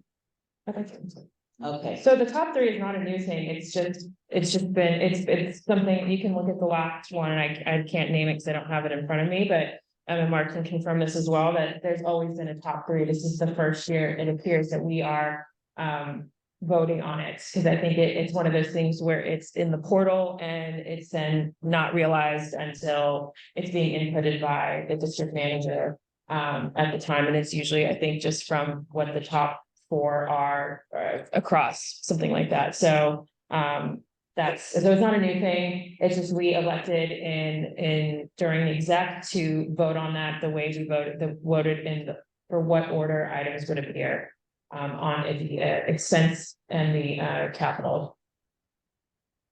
So if people are comfortable with that, they will either support that change, the replacement or not. We're still having debate on this issue. Because right now, Frederick is the only one that seems to support that. Susan Ritu has her hand up. I'm sorry, please go ahead. Read I just want to put my 2 cents in to argue against that change. You know, when we talk about a rec center, we're talking about a specific segment of our demographic. When we're talking about mental health issues, we're talking about an impact across every single person that lives in our district. So that's my 2 cents. Thank you. Go ahead. Thank you. I'd like to also speak in support of keeping it on the top 3. The survey results that were sent out from the district needs survey that was sent out had homelessness as the #1 issue, and also I would argue that mental health issues affect not just people who live here and interact, but people who are working in our district, our small businesses. And I think it's important for the vitality of all of the different uses of our neighborhood and community district for that to stay and make a statement. Thank you. I take your points. Your points, and I withdraw my suggestion. Okay, thank you. Are there any other comments or proposed changes to the expense list? Okay, and are there any changes proposed to the top 3 list? Okay, so they are accepted as presented. The expense. Are we voting on? Yep, you can add it to the omnibus. We will, yeah, we will add them to the omnibus. Right. Okay, so the next week we'll go to our standing committee reports. And let's start with questions. British. Actually, he didn't have a resolution. It's just a report. Oh, I'm sorry. It's That's my bad. okay. Mine's Thanks. okay. His resolution was the budget request. Right? Sorry. Okay, then the next one would be street activities and resiliency. Will. Well.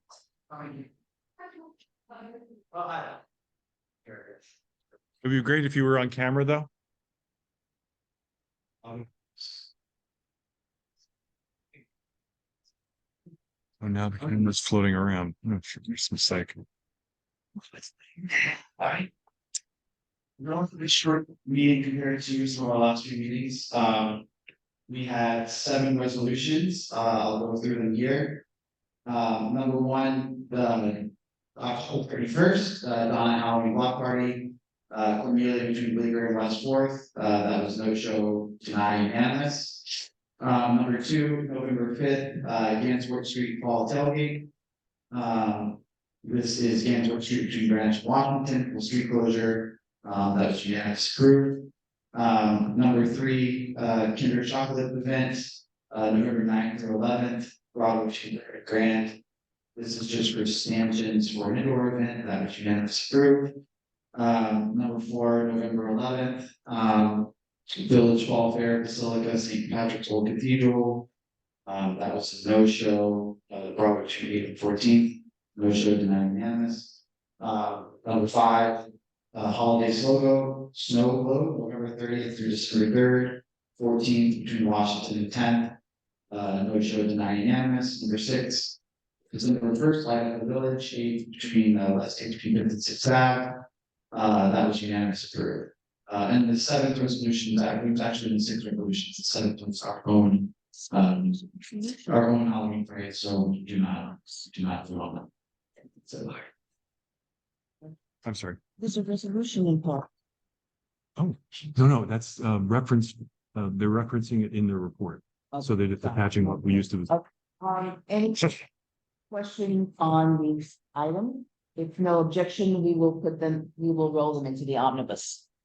I'm sorry. If there are no questions or discussion, we will roll those items into the omnibus. Thank you. Also, by the way, I don't know if we announced it last time, but our committee has changed names. So it was formerly Quality of Life, now known as Street Activities and Resiliency. Thank you. Next is traffic and transportation. Shirley.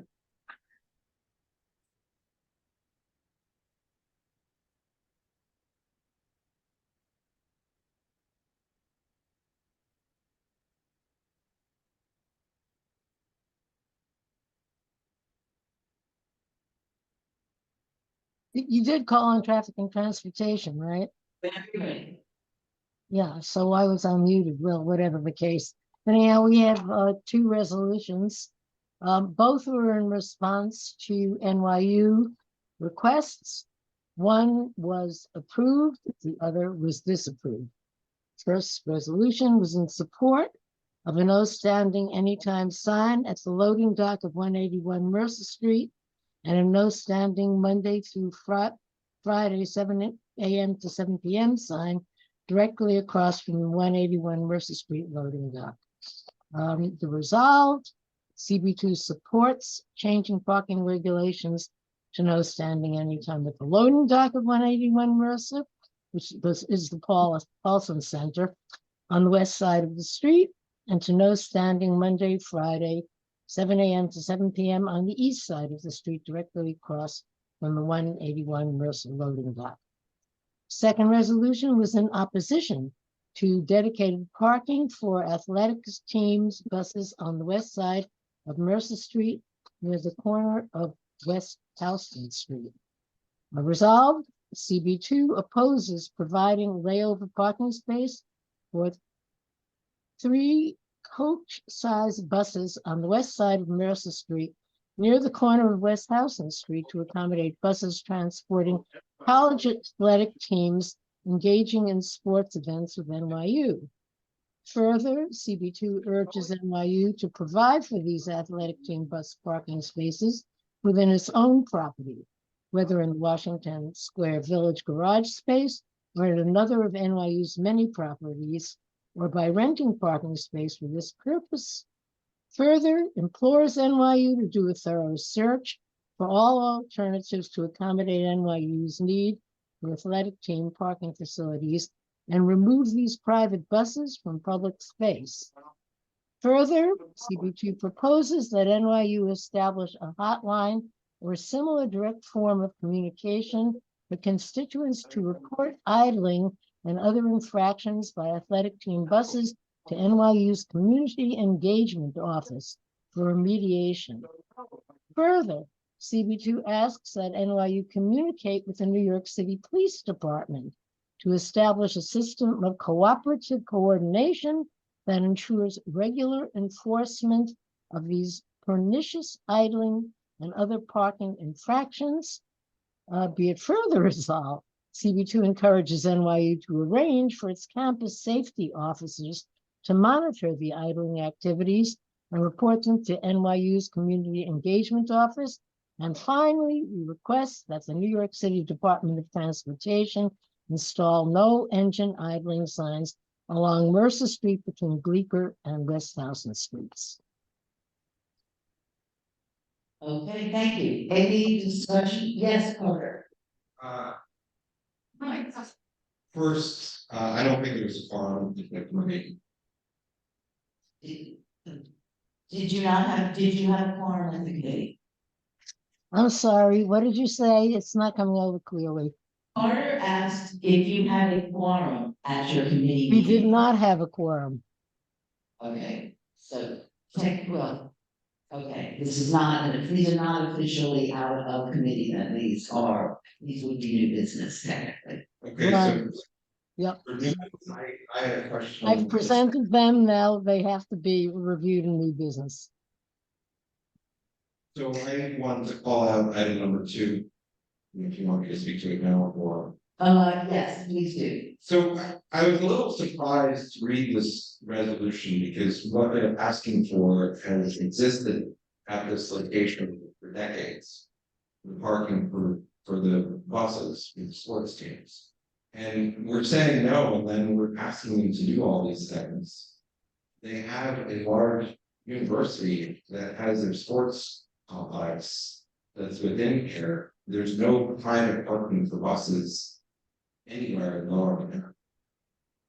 There's any facilities that accommodate buses. I just don't understand what we're trying to accomplish with this when this is precisely an efficient use of space by moving, a sports team to a facility and then it's and on top of all that, this parking is on the bottom third of the street and all the residential units are on the top third of the block. So I just don't understand how we're doing this whole reso. When they've asked for something, we've said no, and then we asked them to do a whole bunch of other things. When the parking would actually resolve the buses parking illegally, and it would give them an opportunity to actually enforce the rules by asking visiting teams if they want to use the parking to follow the rules. Would you like me to address that? Please. First of all, there was a very large residential turnout with also written objections. And this is something that has been going on for years, where the idling rules has been completely ignored. That was one part. The other part is we're moving more and more toward getting away from private parking in public spaces. And this has been outlined in this new DOT report. Also, NYU has had a great opportunity at 181 Mercer Street, it was pointed out, the Paulson Center, when they built it to provide this kind of parking for their teams and other kinds of parking as well. And they did not do that, and they assumed that somehow public space again would be given to them.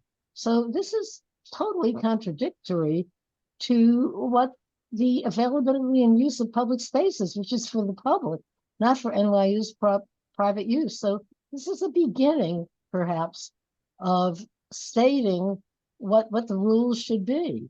Also, when the dedicated parking was there before, we were told that the rules were never followed then either, that there was constant idling, there was constant going up and down the street and parking in other spaces. It was not a matter of the dedicated spaces at that time ever really being the only ones being used. So for many reasons, very strongly, we felt that we should deny this use.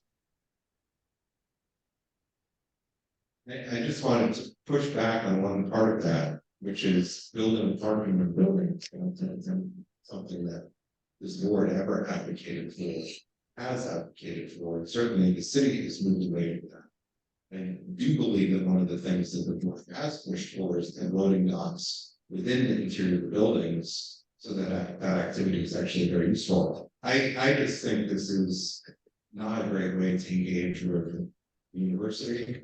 I think that the board needs to have much more leadership on engaging with them on their needs and the community's needs. And this is a major university with a sports complex here, and we're not helping them to find a solution to the issue, which also, even though it may be private, it is the efficient way to move larger groups of people around from out of state, from other universities. I'm sure that most people in this room went to schools that had sports buses that travel between universities. I mean, that's the norm. And I don't quite understand why we're taking an ideological position in this particular position. What's existed here before, when the sports complex was here before, and if we're trying to get them to engage with us in a positive fashion, why we wouldn't just try to work forward in a way that we would have something that might work. By just saying no and not having that parking, we create a significant amount of other problems without a solution. So I'm sorry, Carter. I didn't get everything you were saying, but I did get the gist. And I think the point is that this is private parking. This should not be allowed on a public street, in public space. And that there was, in terms of the community, unanimously opposed to providing this sort of thing.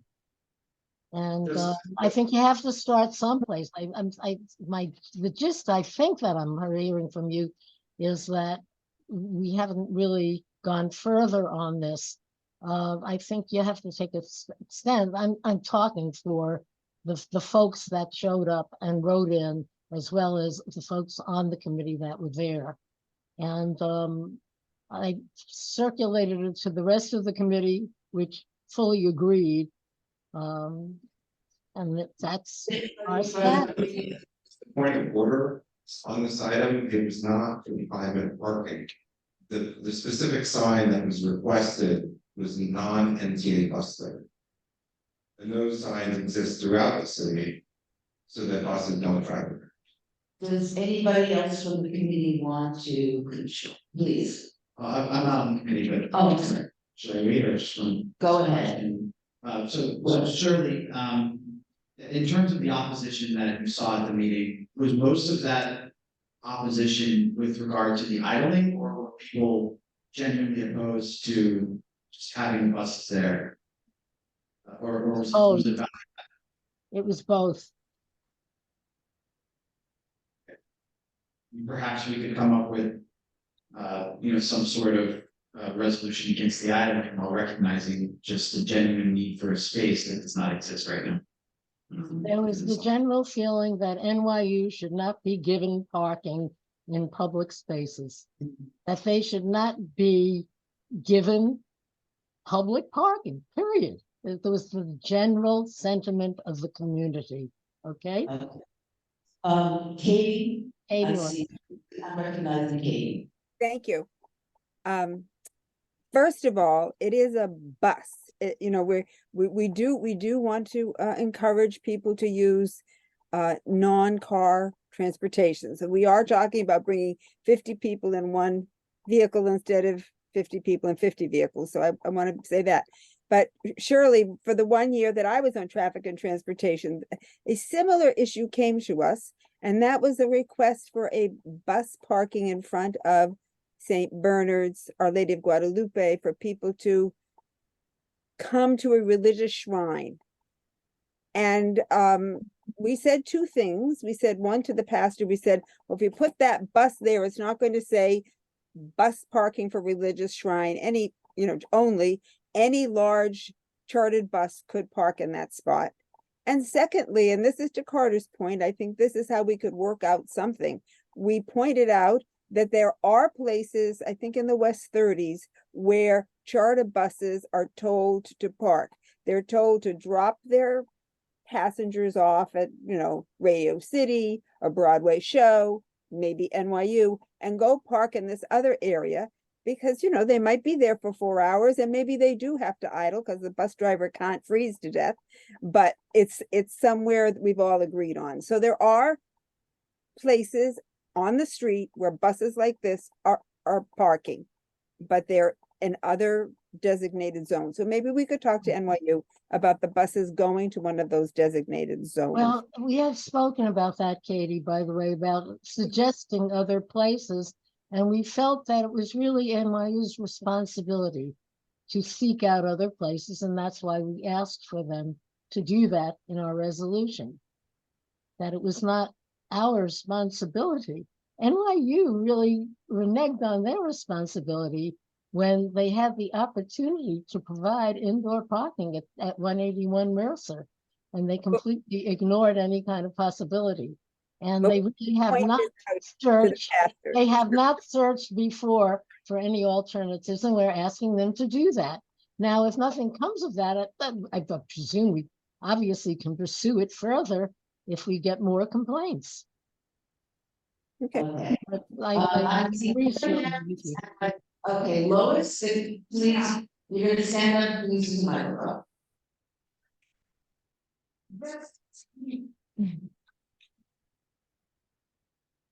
Shirley, just as a point of information you were just said, was there an opportunity for NYU to build underground parking at 181 Mercer? Is that what you just said? What I said was that the feeling and sentiment was that NYU, when they were building 181 Mercer, was aware that they were having these athletic events within that building. And it was their responsibility to provide for parking for those teams. Understood. So they could have. Well, they could have, but they never even went to any kind of trouble to do that. That was the general sentiment, okay? Yeah, no, it's just one more question. Yeah. Okay. I read the report. I was not at the meeting, but I read the report. Was there, I know that you want NYU to find a solution, but was there a suggestion that the team buses could go to the Washington Square Village garage, go in, hang out, the buses hang out, and then the college students could cross the street and go to the athletic center. So was that strongly discussed? There, as was in the resolution, there was a recommendation of one possibility being Washington Square Village. The planner said that that was not a really good place to park these kind of buses. But the sentiment of the community and those of us present was that it certainly should be looked into. Beyond that, the detail beyond that was not necessary. Why did the planner say it's not a good place? Okay. The garage. He said that the setup in the garage, from what I can recall, just was not one that could accommodate the buses comfortably. Thank you. Okay. Very, very quickly. And just the reason I support this resolution, I share this committee, because anyone can be at the meeting, but 7 days a week, 24 hours a day. That's basically what they're asking for. And I don't think that is, I think that is taking over public space for private use. And I just wondered if there, why have this resolution? Okay, is there any further, Carter? Just the correction at the meeting, they actually requested from midnight to 7 AM would be open. I think I can't hear these things. He said from 7 AM to midnight. was the request, the meeting from. Yes. Oh, for number one. No, for number Oh, two. no, they wanted 24 hours. But they clearly stated that they needed it from 7 AM to midnight for the bus lane, or you can check the transcript or watch the meeting as is, and that's what this is. I don't really get anything you're saying. Sorry. Okay, we have another, Susan? Yes. Sorry, I don't remember. We can't hear you. Okay, Parker, I remember it differently at the meeting, and I believe that the applicant was asked point blank several times whether this was 24/7. And the applicant replied, yes, that it was because they weren't sure or how many, sometimes their events played and so forth. So I don't know if there's a discrepancy between what they proposed, what they supposed, what they actually said was 20%.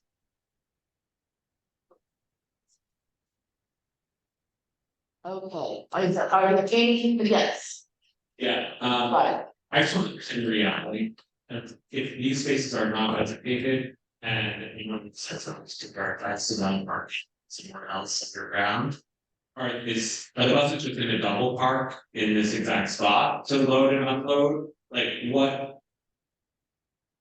Like, my expectation is yes, so, but I wonder if those two were at the meeting or spoke to them, where you just have a better sense of what the reality is going to be in light of providing these outlet spaces. Thank you. I don't know, did anyone consider what would happen? If I you were, wish I could have heard that question. But it's very unclear. It's coming through unclear. asking if they don't have dedicated spaces, what will happen to the buses? Will they simply double park? If there are 5 spaces, what will happen? Well, we're hoping that what will happen is that they will look for feasible alternatives. And I mean, NYU does have an awful lot of property, and they have indoor spaces. They probably have the ability to provide parking of that sort, but they've never gone to the trouble. I mean, for those or any of their buses. They just kind of let them wander around and sit wherever there was a possibility. By the way,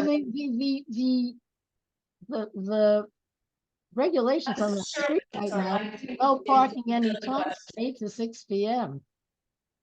I would like to look at the next question, please.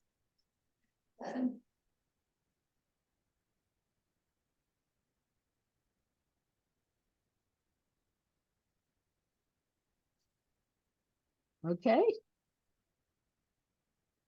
And smooth over these differences if we could adjust this to a recommendation that NYU use existing bus stops, which we do know private buses can use at certain times of day. Of course, they can't park there indefinitely, but to use those for pickup and drop off.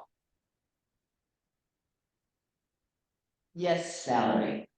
I want to disclose that I will be recusing myself from this vote. So before I participate in debate, I just want to let everyone know that I will be recusing myself because I'm a part-time faculty member. But the facts are that the athletic facilities are in the Paulson Center. And these are not buses to encourage people to take more public transit. They are buses for a sports team to transport a team.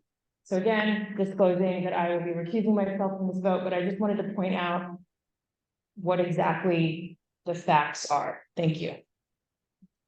Thank you. Any other comments, questions, whatever? Otherwise, I'm going to move forward.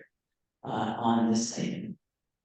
Okay, Excuse me, Susan. yes, There's a request from the secretary that people, when they speak in the room, to say their name.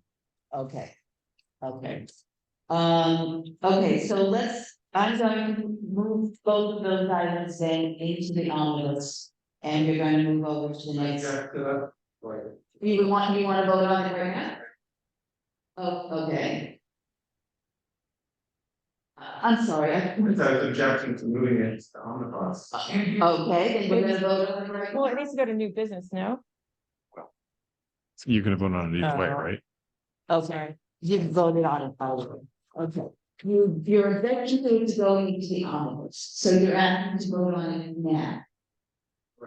Okay, then you will. That's new business then. Motion, does anybody second that motion? Sure. Okay, all those in favor? Aye. We're going to vote on number 2, traffic and transportation number 2 now, and we need, do you want a roll call or here? Probably a roll, I'm gonna ask for a roll call vote because, I Sure. don't know if we get an accurate number otherwise. Shirley's, never mind. And Amy, would you please? Are we voting to change this? If so, what's the language? Are we voting to not include it in new business? What are we voting? On number 2, traffic and transportation, just as is. Up there. There haven't been any edits made or. Okay, so we're gonna vote for it separately outside of the omnibus now. Okay, got it. Okay, so if you'd say yes vote, then you wanted to pass it, and if it's a no vote, you do not want to pass it. Is that correct? Right. All right, just want to make sure we all know where we're going. Okay. Susanna, so Aaron. What? Yes. Yes. Yes? Yeah, it's from Susan and Aaron. Yes, Savannah. Okay, Asqui, Not here. she's not here? Okay. She was, wasn't she? What she? She was, but I don't see her anymore. No, well, the picture's there. Is it? Oh, yeah, she is. Akila, are you gonna vote? She online? Is she? So there are people that are board members that are on Zoom that we can't see and tell that they're here because their cameras are not on. Why don't we come back to her? On your camera. I'll come back to her. I'll come back to her. Okay? I'm here. And I Okay. vote yes. Yes. Okay. Banesh? No. No. I got it. Berger? Yeah. Yes, I got you. Booth? No, I'm Repeat. guessing. No. No for Booth. Got it. Bordenaro? I don't know what to do. Can they come back to me? What to do? Yeah, we'll come back to you, Katie. Second call. Okay, Brandt? Yes. Me, yes. Okay, Kekapolo? Yes, Chattree? Yes. Oh, you're recusing? Okay, got it. Val? De La Rosa? Laura says Dignus? recusing because I'm part-time faculty. Right, You I have- got it. I just to have ask- it. Yep, I got it. Thanks. Dignus? Is he back? No, left. Is Chris back? No. No. Okay. Mar Fitzgerald? Yeah. Is that a no? She left. Oh, I'm sorry, she left. Mar left? Yes, she did. Okay, left. Okay. Stella Fitzgerald? Yeah. Got it. 8, yes. Gamey? Yes. Gruber? No. Okay. Hager? Yes. Did somebody mute him? Well, he's about to vote. Corky? Oh, he's gone. Not here. And neither Cadwallader. Kazaz?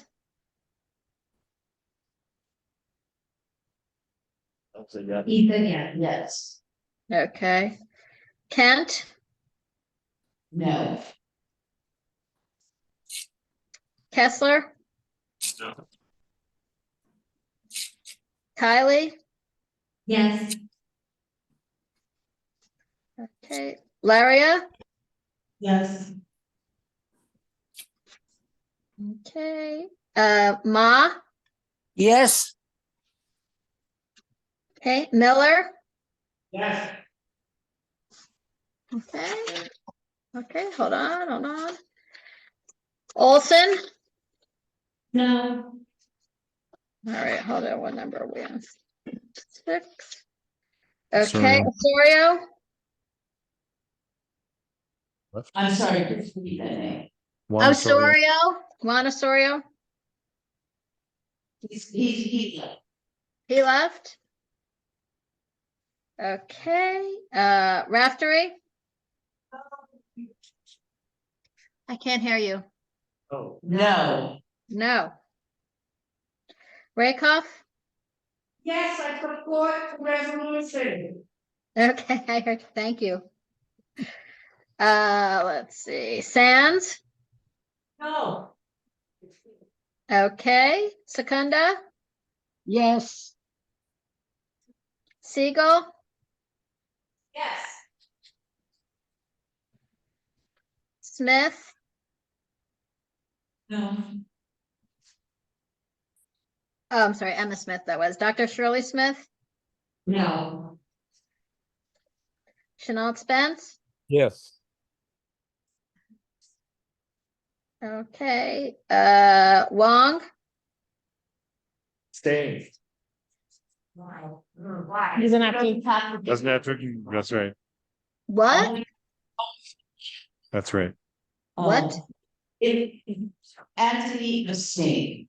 Abstain, got it. Wu, Yes. and you. Yes. Okay, we have 21 yes and 10 no. Thanks. Oh, I'm sorry, think Katie, we're gonna go sorry, back. Katie, go back to you. I'll vote no. Okay, so we've got 11 no and 21 yes. One abstain. I've won. One abstain and one. Abstain, yeah, recusal. Okay. Okay, now we can pause this until land use. Are we ready? Thank you. We had 2 items on our agenda, of course, the district needs and a continued discussion of 388 Hudson Street based on the community visioning hearings that were held since our last resolution on this topic. And we have 6, therefore be it resolved. CB2 requests that HPD send CB2 a written explanation of the mechanisms and guarantees of the permanence and types of affordability at the site and build this explanation into the upcoming RFP. Number 2, CB2 supports HPD's efforts to examine a variety of zoning scenarios to maximize the FAR at the site without sacrificing the need to produce a contextual building with respect to materials, window sizes, etc. 3, CB2 supports HPD's identifying further methods to address the overall height of the building without sacrificing FAR, for example, by increasing the height of the base and permitting setbacks on the Clarkson Street facade only. 4, CB2 supports HPD in its ongoing discussions with DEP, including the following issues. A, elimination of the need for a setback on the southern facade of the 388 Hudson Street development portion. B, the ability to build below grade levels for the building. And C, transfer of development rights from the southern portion of the site to the northern portion. Number 5, CB2 continues to support the creation of a multi-story and New York City Parks Department full-service recreation facility in the base of the building. 6, CB2 continues to request that HPD share the draft RFP with CB2 for its review and feedback before it is finalized. Can I just give me 1 second to shut off that annoying little blip? Okay, thank you. I don't, thank you for your tolerance of that. Okay. That's it. That's it. Okay. Number 6 resolved. Okay, thank you. Is there any discussion? Okay, yes, Lucia. Yes, I would like to, I'm sorry. suggest- Yes? Is there something on that that you need to clarify? Because I just called Lucia. I'm sorry, I couldn't hear you quite. Could you repeat that, Susan? I said I just recognized Lucio. Oh, okay. Sure, thank you. You can go first, sure. Okay, Eugene, go ahead. Thank you, Rocio. I actually wanted to suggest an amendment, if that's okay.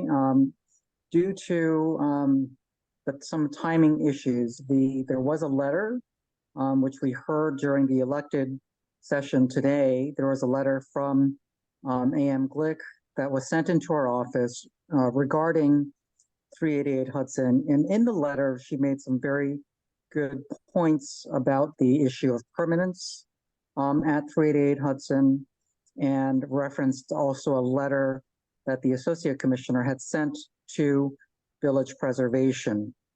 We received this letter just after, well, the committee itself received the letter just after we met in person on Monday. And so because of the timing of this, we weren't able to discuss at the in-person meeting. However, I would like to suggest an amendment that we recognize the importance of the issues that AM Glick referenced in her letter. And I would like to propose a change so that we would essentially replace the first, therefore be it resolved, the first therefore be it resolved with 2 separate therefore be it resolved. Let me first put that into the chat, and then I'll read them into, I'll read that in. Give me 1 second. Okay, so into the chat, I'm just putting the actual text. So replace the first, therefore be it resolved, number 1, and replace it with 2 separate, therefore be it resolved. The first is that, referencing the letter from Associate Commissioner Michael Sandler, CB2 rejects HPD Associate Commissioner Sandler's guarantee of 15% affordability in perpetuity as insufficient, and asks that 100% and permanent affordability be a condition of HPD's upcoming RFP. In addition, number 2, we would like to add that CB2 asks that HPD send us a written explanation of the mechanisms it will utilize to guarantee 100% affordability in perpetuity at 388 Hudson. And I ask that this replace the existing therefore be it resolved that reads, CB2 requests that HPD send CB2 a written explanation of the mechanisms and guarantees of the permanence and types of affordability at this site and build this explanation into the RFP. Additionally, I would like to propose that the whereas, currently there's a whereas number 9 that reads, CB2 is encouraged that HPD has explained the ways in which they intend to guarantee long-term affordability at the site, including the fact that this housing will be rent stabilized in perpetuity. I would like to suggest that we replace that with the following whereas statement. Again, I will put this into the chat. But suggest that we replace whereas number 9 to now read, CB2 supports AM Glick's October 12th letter to Adolfo Carrion, Commissioner of HPD, attached, and we will attach that letter to the resolution, in response to a September 26th letter from Michael Sandler, Associate Commissioner of Neighborhood Strategies at HPD, to Village Preservation, also attached, and suggests that we attach these two letters to the resolution. So I would like to suggest this amendment to our resolution. And again, because of the timing, we did not have a chance to discuss this, but we do feel that there are many good points that were made in Deborah Glick's letter. Very much appreciate her office sending that letter in. And we do feel that the timing is appropriate to put this in, seeing as the RFP will be issued as the next step in this process. Okay. Thank you, Susan. Thank you. Okay, any discussion of these proposed amendments? Any questions, any changes? Go ahead. Is it possible to see a copy of these letters being referenced? Because it's going to be a little hard for me to vote on a resolution references letters that I have not read. I'm putting the text up. I don't have access to the letters, but I thought I'd put it up. Yes, let me put a link to the letters onto our Google Drive. So I have those links. And Valerie, did you say that you were going to put the text into the chat? No, You did not. Okay. I took your text from the chat just right now and I just put it on a slide so that people in the room could see it. Is that good? Okay. So there's the And 1, 2, and then the next, so it's large enough, I just put them on 2 separate. Okay. And I think Will's question, that was Will, right? Speaking? Yes, it was. Okay, so yeah, if he was asking about the letters themselves, I did put them into the chat. The letters are quite long, so I'm very sorry. It's not. I don't know if I can copy the entire letter into the chat, but if you could, I don't know if you have access to the Google Drive link from that laptop. Perhaps send it to Valerie. Yeah. Okay, go ahead, Brian. Yeah, in addition to echoing Will's point about discomfort or speaking, but I have discomfort with voting to say that we agree with the letter, having not read the letter. I want to make a further point that the committee meeting on Monday, this resolution reflects that meeting and the public testimony that occurred there, and the public testimony we heard earlier this evening was reflective of that meeting and the resolution we presented, and so it seems cleaner to vote on the resolution that reflects the meeting the public attended and we did on, and also reflects the testimony we heard publicly here this evening. I don't think it seems like to be more sensible approach than to change the resolution significantly in light of the letter to be in breath and also that the people testifying today and on Monday.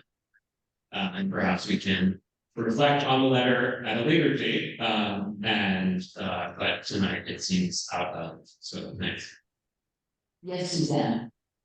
No, Susan, I don't know who spoke that. Could you just have that? Ryder Kessler, was that who it was? Yes. Okay, thank you. I just couldn't tell. Thank you. I'm sorry. Okay, I'm sorry to see you. Thank you. Now I'm sorry that I'm going to speak first. That's right. Anyway, back to Maximus. Two questions. Could somebody please tell me how many stories is this building? What is the proposed height? There is no proposed height at this point. And we know only the goal is to maximize FAR in terms of living space. What that will become depends on the designs that are presented. Okay, the next question is, what impact would this building have on the Jay Walker playground? Because it's going to be, if it's going to be tall, because they want to have more affordable housing, it's going to perhaps put a shadow in that park. So that's a problem. But item number 9, not in the actual therefore be resolved, but talking again about guaranteed rent stabilizing perpetuity. I will go back to what I said originally when the representative from the office spoke. Rent stabilization is something that happened many years ago. And whoever happened to live in a building that was built before a certain date, just got lucky. We won the lottery. They got to stay in an apartment forever. And the rent increases are based on what the rent guidelines board decides. 0, 1%, 0.5%, 7%, a little base. But to have a new building subject to these lucky numbers, it's unfair to the rest of the people that can't get into that building. Obviously, everyone can get into it. Now, if you have rent stabilized in perpetuity, what does it really mean? It means that you can live there forever. Except if you are the nuisance building. If you do not pay your rent, and if you cause problems with your neighbors, otherwise you will forever be there. Rent stabilization allows you to hand this apartment to whoever you want, especially a family member. But nowadays, it could be someone who's taking care of it as an older person, or not necessarily somebody young that needs to have somebody take care of. I mean, I'm some issues. But the thing is that other people that use having this background, I'm sorry, but you don't have to have this background because a lot of people are actually what does it really mean? What are you saying when you say in perpetuity? Forever. So is there going to be any means testing? Are the people that get these apartments, are they really not being means tested? Rocio, I'd like to ask you to whom you directing the question. You're asking the question to the general audience. I'm gonna ask you to direct your question to a specific person. Okay, I'm speaking to the resolution. It's asking for these things. Are you directing it to Katie? Exactly to whom you're asking these questions? I'm asking regarding this resolution, I don't remember. So, does anybody think about these things? Did you think about what is perpetuity means, succession rights, and all the things that go with rent stabilization? Because it's not fair to the rest of the people. And who's going to get these apartments? Do we know any of that? Okay. I think it's when you Susanna, I'm gonna call. You made your point, thank you. Susanna. And there's two things that seem to be proposed, and one of them seems to be more problematic than the other. There seem to be the amendment requested or proposed asks for 2 changes and then therefore be resolved. The area of discomfort that Will and Ryder have expressed has to do with a proposed change in the whereases. And I'm just suggesting that perhaps the whereas be left alone, since that's more problematic for some of the members of this board, and that we just accept or whatever, accept that we vote on the proposed amendment to their provisions and just leave the whereas. Says the whereas. Well, okay, those are two, we have two different sets of amendments, we're going to have to vote on. I'm sorry, let me rephrase that, because I'm not going to suggest another amendment, because that's a nightmare for this group. I was gonna ask if Eugene would be comfortable, since he's the one who's proposing this amendment, of just asking for, proposing an amendment to the 2 therefore be resolved clauses and leaving the whereas alone. And if it's his amendment that he's proposing, so it's up to him. Just a suggestion to him to make it easier for some of the people in this room. Eugene? Yeah, so I just want to repeat that the audio is a little weak, but it seems that the proposal is to leave the existing whereas alone, but to keep the proposal to replace the first therefore be it resolved with the 2 therefore be it resolves. Is that correct? That is what I was asking you if you're comfortable doing, only just to reflect the discomfort that some people here have expressed. Right now, I don't know that people are clear exactly what your resolution.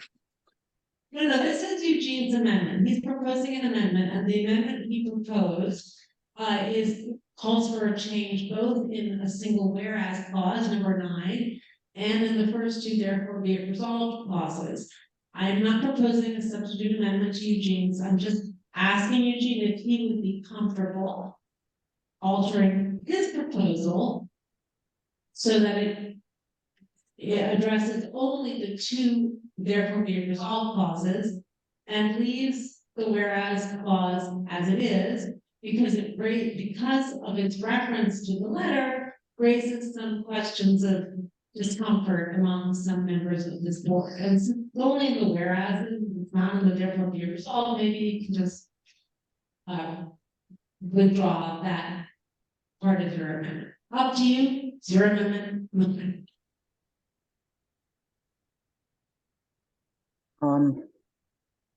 Yes, thank you for that.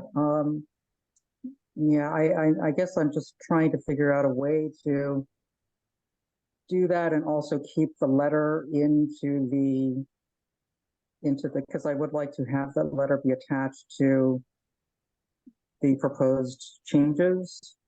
And I think that therefore be it resolved, unfortunately, would conflict slightly with the existing whereas. So my feeling right now is I would like to have my changes stand as is.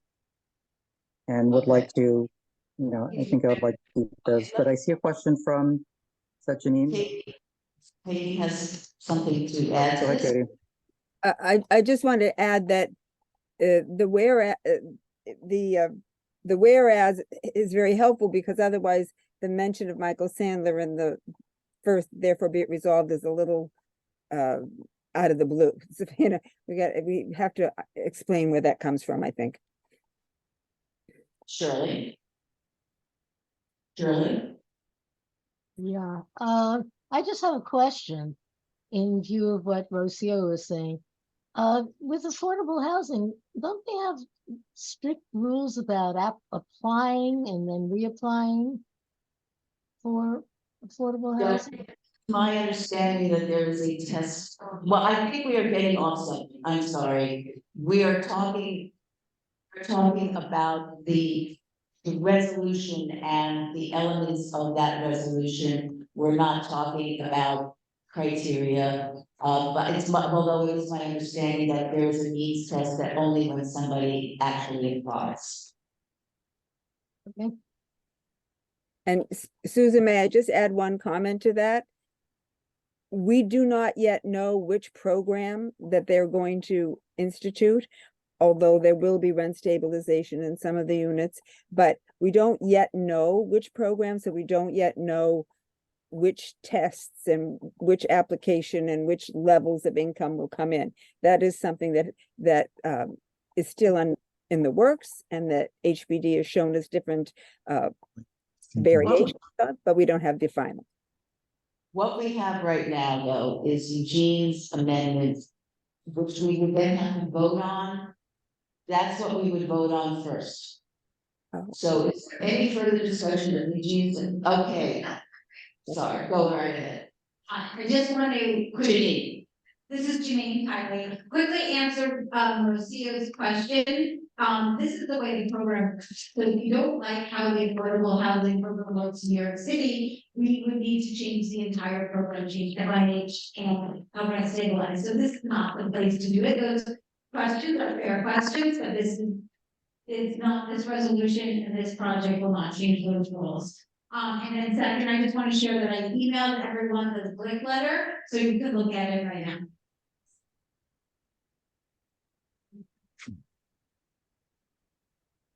Do people want to take a moment to read it, or if you're not comfortable, we can still vote on the resolution, you can vote it down and then vote in favor of the original resolution. That's right. And if I could make just, if Susan, if I could, I guess answer, I think writers or respond to writers' question about why do it now versus opine later. If that's okay, Susan. Okay. Yeah, so the reason we want to do this now is because of the timing of the process from HPD, in that, we have had a number of steps, including the public visioning process, the public visioning meetings. The next logical step from HPD will be issuance of the RFP. We have asked for a copy of the RFP, but in terms of timing, this may be the last time we are able to vote on a resolution prior to the issuance of the RFPs. That is the reason I thought it was important to suggest this now, because waiting, we may lose our window of being able to incorporate this. Otherwise, I would have waited. Okay, this is where we have the G's, and then we'll go on with the people. So we have, would you like to talk about? Yes, we can, it's right with the by the way. Between a rock and a hard place on Monday, because we knew that when we changed the meeting date to accommodate the last visioning session, that we were going to give ourselves just a couple of days between Monday and today. So I really sympathize with people who should have had an opportunity to read the letters. It's a terrific letter. It only reinforces everything that we have discussed in every meeting. Dr. Glick's letter does not break any new ground. It just states it much more strongly. And in fact, I don't believe that the committee knew that this Associate Commissioner Sandler had written and only guaranteed 15% affordability in perpetuity. So that's a point that we really want to make. And if people are okay with this, I want to suggest that we just say CB2 rejects HPD's guarantee of 15%, which they did do, and leave out any mention of the letter, the Sandy letter, as insufficient, and asks that 100% and permanent affordability be a condition of the upcoming RFP. And then instead of saying per Glick's concerns, we could just simply say, and we ask that HPD send us a written explanation of the mechanisms it will utilize to guarantee 100% affordability at this site. Okay, as member comes back, you've got an amendment on the floor. You can ask him to alter his amendment that he's got on the floor, or else we vote on it, and then whether we vote it up or we vote it down, then we can address yours as a separate one, but let's teach changes what he's pushing here. I said, Eugene, be able to hear. I heard you, thank you. Eliminate any mentions of anything that everyone hasn't seen. Because this is going back and forth. Oh, yes, right. Reiterating that we may have gotten the letter just now, and maybe some of us are perusing it, but the public did not. As who came to the meeting on Monday, did not read this letter, was not responding to it. Again, the public that testified earlier this evening had not read this letter, was not responding to it. I think our resolution pre-amendment very clearly makes a very strong, good case that reflects the public testimony at the meeting.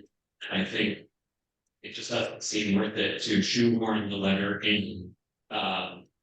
And I think Frederick goes, it's fine. I'm just going to it's necessary.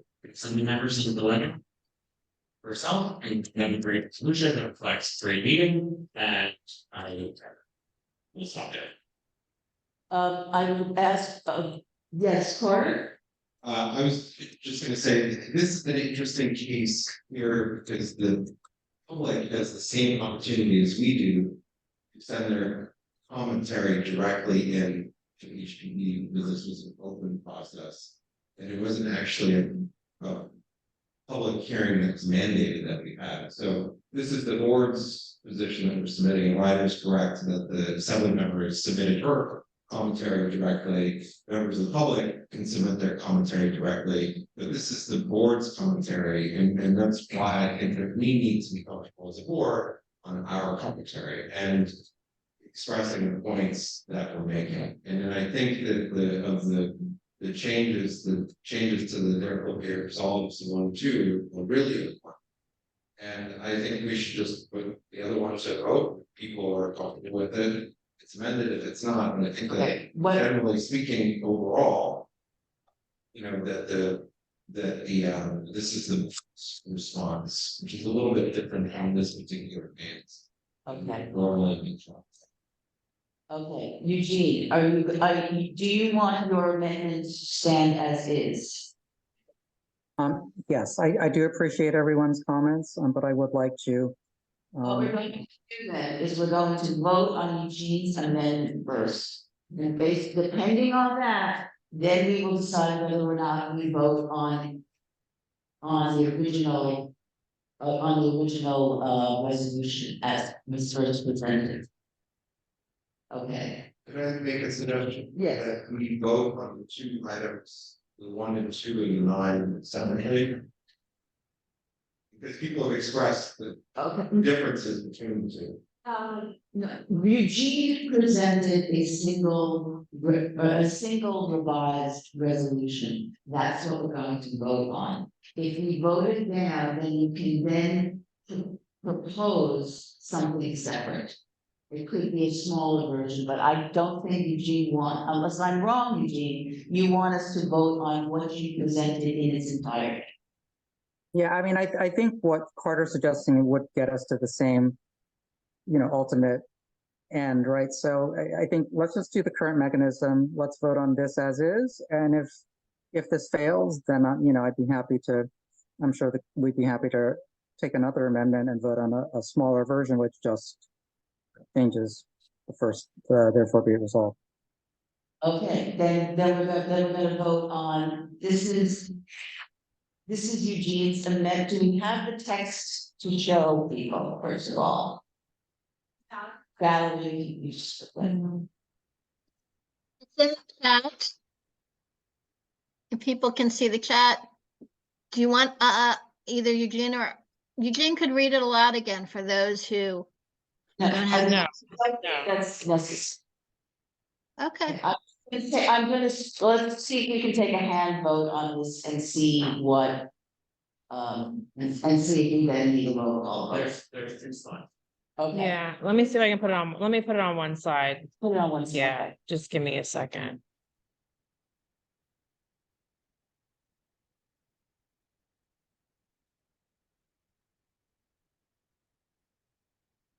I mean, I'd want to see it, so.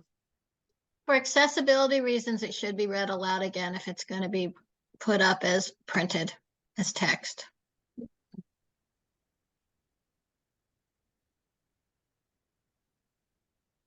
Okay.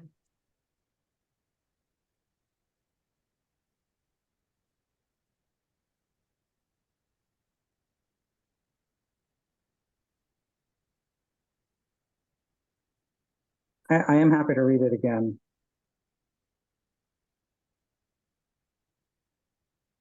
Now, And these, explain the first two are amendments and the third one is replacing a whereas.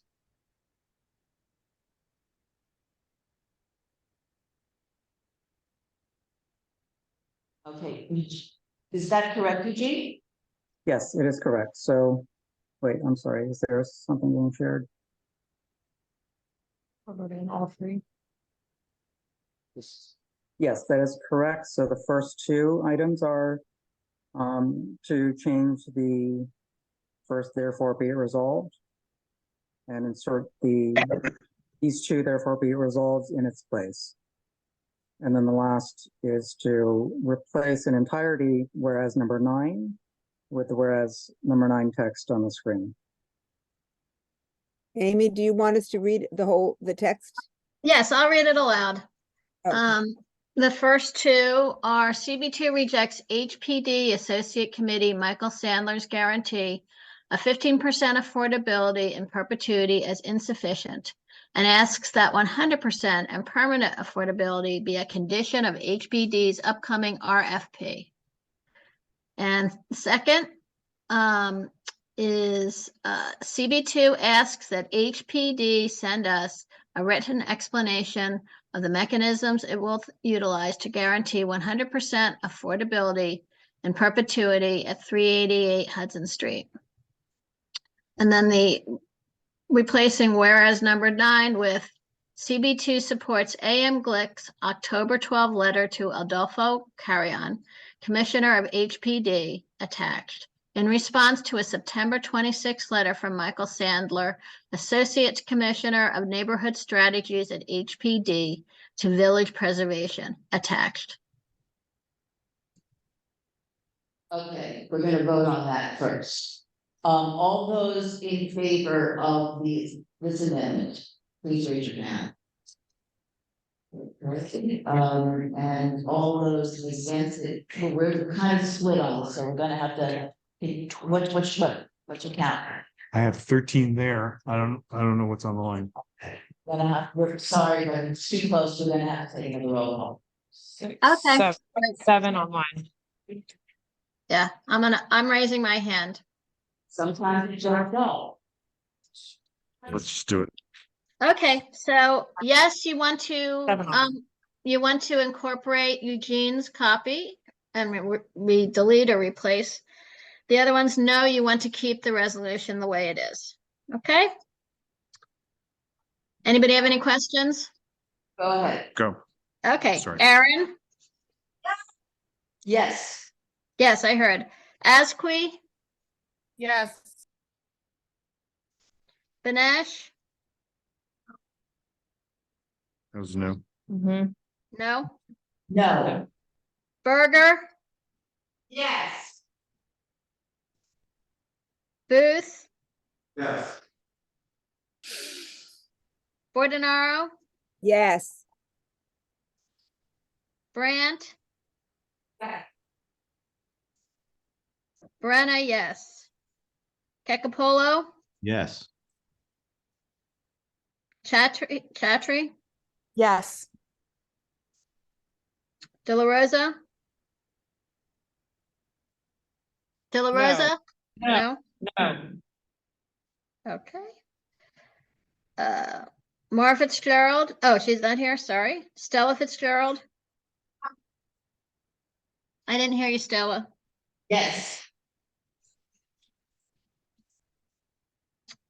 Gamey? Yes. Gruber? Yes. Hager? Yes. Corky? Oh, he's absent, sorry. And Kazaz? No, that's a no. Yep, I heard him. Thank you, though. Kent? Yes. Kessler? No. Kylie? Yes. Laria? Yes. Okay. Ma? Yes. Okay. Miller? No. Olson? Yes. Okay. Raftery? Yes. Rackoff? Yes. Let's see. Sands? No. All right. Secunda? Yes. Siegel? Yes. Okay. Emma Smith? Abstain. Abstain.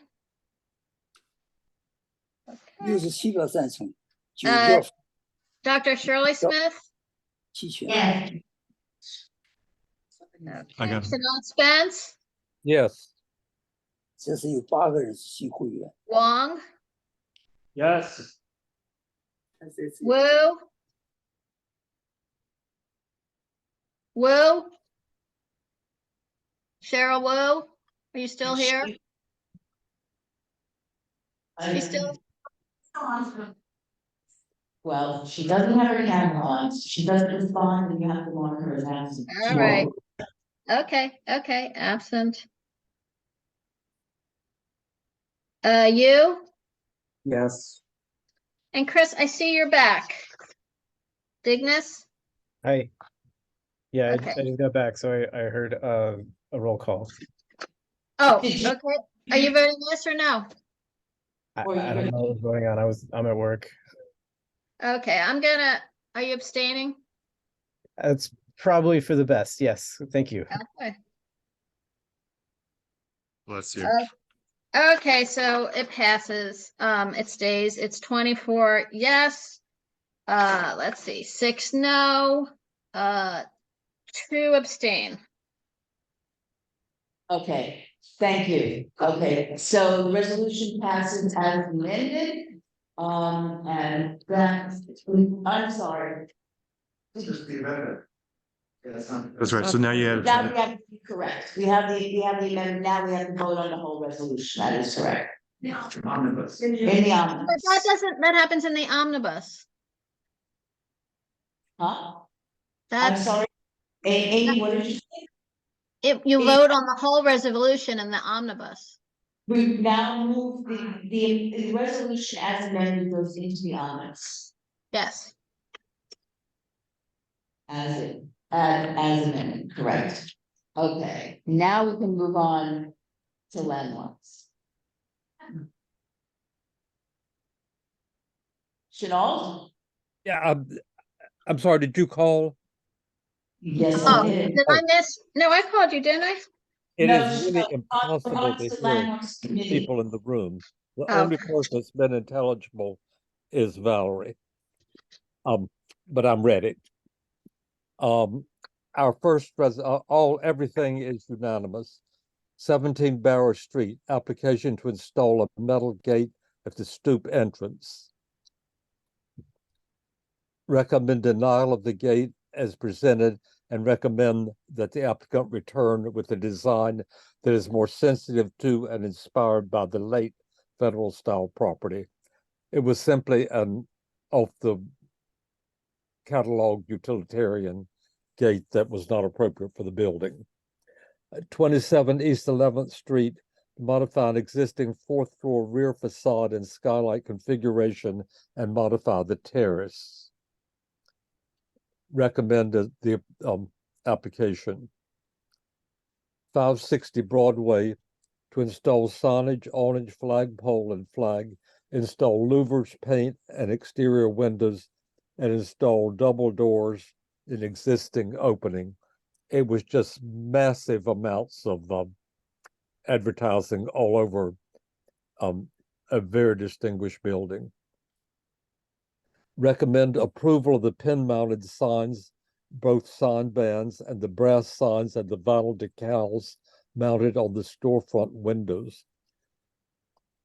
Approve the installation of louvers, painting of windows, frames, installing of double doors.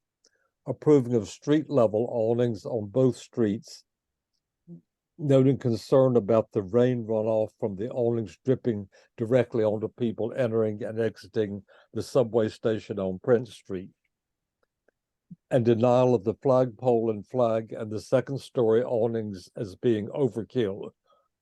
This is consistent with the board's position on an earlier application, December 2013, submitted by a different applicant who similarly sought approval of an extensive number of awnings, flagpoles, and a flag. 75 Varick Street, an individual landmark. Application to install glass railings and modify existing window openings to install doors on a terrace. Individual landmarks are given a special consideration about their preservation or return to an original condition. Resolved, Manhattan recommends approval of this proposal in its entirety. If there are questions, I'd like to ask Susan Gammett to answer them because hearing such a problem. Susan presided the meeting, so she's. Okay, are there any questions? Anyone want to call any of those items out? No, there are no questions, so they will all go into, four will all go into the omnibus.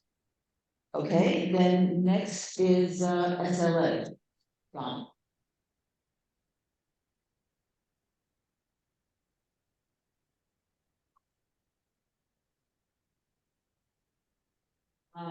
Okay, so SLA one, we had 23 applications, 9 resolutions, all decisions were unanimous.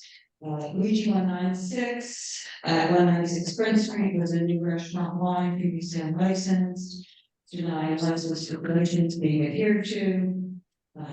Kiko NYC LLC, doing business as Kiko at 307 Spring Street, it's a on-premise for a for a restaurant. Denying with stipulations being adhered to. Citizens of Soho LLC at 201 Lafayette Street, that's an on-premise for a restaurant, it's a cost change and a change in method of operation. That was denied with stipulations being adhered to. Melita Pizza at 68 Kenmare Street, also known as 185 Mott Street. That's a new restaurant wine in a previously unlicensed space. There's an error in the resolution that the square footage, first line in item 2 should be 1335 and 3653. So denial with stipulations being adhered to. Complied, this is a chapter 137 Thompson Street, that was with a new tavern line in a previously licensed location, that was a deny. Cantier, New York LLC, doing business as Cantier, Humber area, at 41 Kenmare Street, that was a tavern line for bar tavern, denial with stipulations being adhered to. 130 Bowery, Opco tenant, that's on-premise for a catering facility, it's transfer, it's old capital space, denying license stipulations being adhered to. Lean Soho Court at 120 Thompson Street, New Tavern Wine, previously licensed location, that's a deny.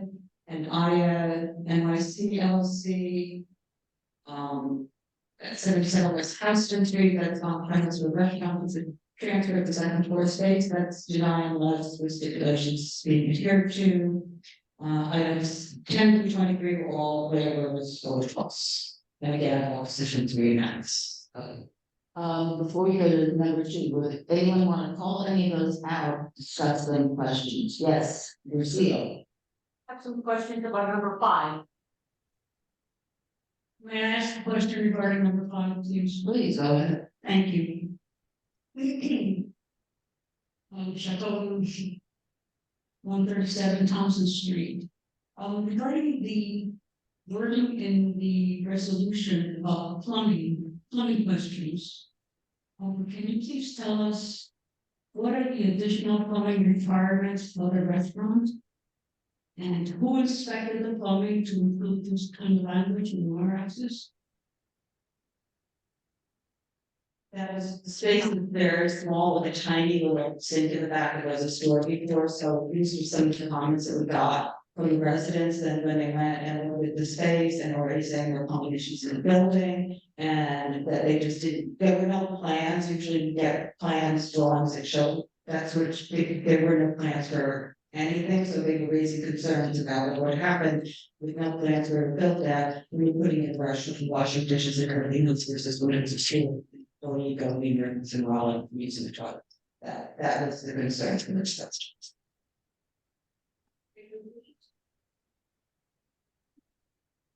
Questions? No other questions, there's no need. SLA 2, you had 18 applications, 9 resolutions. Yes, and almost yes.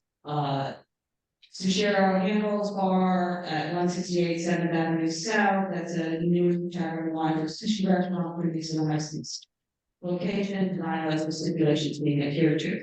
Project 8, doing businesses in Masala, 95 McDougal Street, that's a restaurant 1, it's a transfer, denial of stipulations being adhered to, that's unanimous, the prior one was unanimous. Hungry Mama at 679 Washington Street, that's a new restaurant line for cafe restaurant in previously licensed location, non-licensed stipulations being adhered to, unanimous. Arthur and Sons Pizza LLC at 626 Hudson Street was a transfer of an existing restaurant line, and that one was withdrawn after our meeting.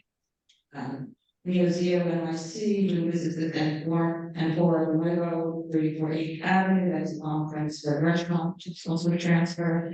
That was denied unanimous. the Strangers Club, doing business with Strangers Club, 147 West Fourth Street, that's a new on-premise store restaurant. That was denied unless with stipulations being adhered to, and that is an error in the resolutions that are getting passed. That is a 5 in favor and 2 opposed. 78 Fifth Avenue, now, doing business with Harrison Flowers and Cafe 78 Fifth Avenue, Channel Line for a flower shop.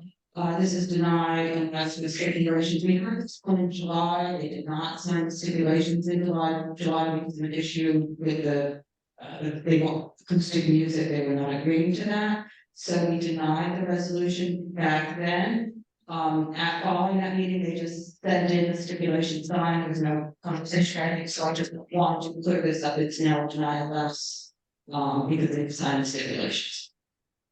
Okay, then number 8, Susan, I might need your help with this one. We did not hear this at the meeting, so I think I need to introduce this one as a new business. Is that how that goes? If you didn't hear it at the meeting. that's Right, okay, so number 8, we'll just skip it right now, and then number 9 was new business that we heard at our meeting, there was a presentation on the New York City Council bill, 0160 2022, Al Firestein and Gusbaugh came and spoke about the New York City Council bill, which is a noise code, which is still in committee, and we had therefore be it resolved, the community board to Manhattan is deeply concerned about these proposed changes to the New York City noise code, and would urge New York City Council to oppose this bill, and that was unanimous.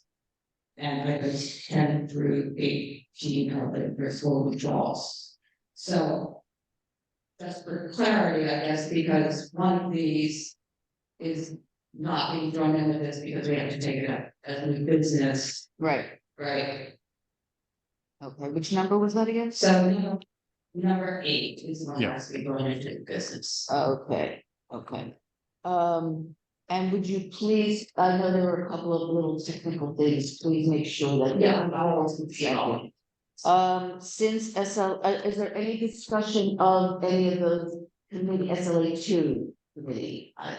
Go ahead. Thank you. So, question number 9, please. The resolution for introduction 0160-2022. Provides the New York City noise code.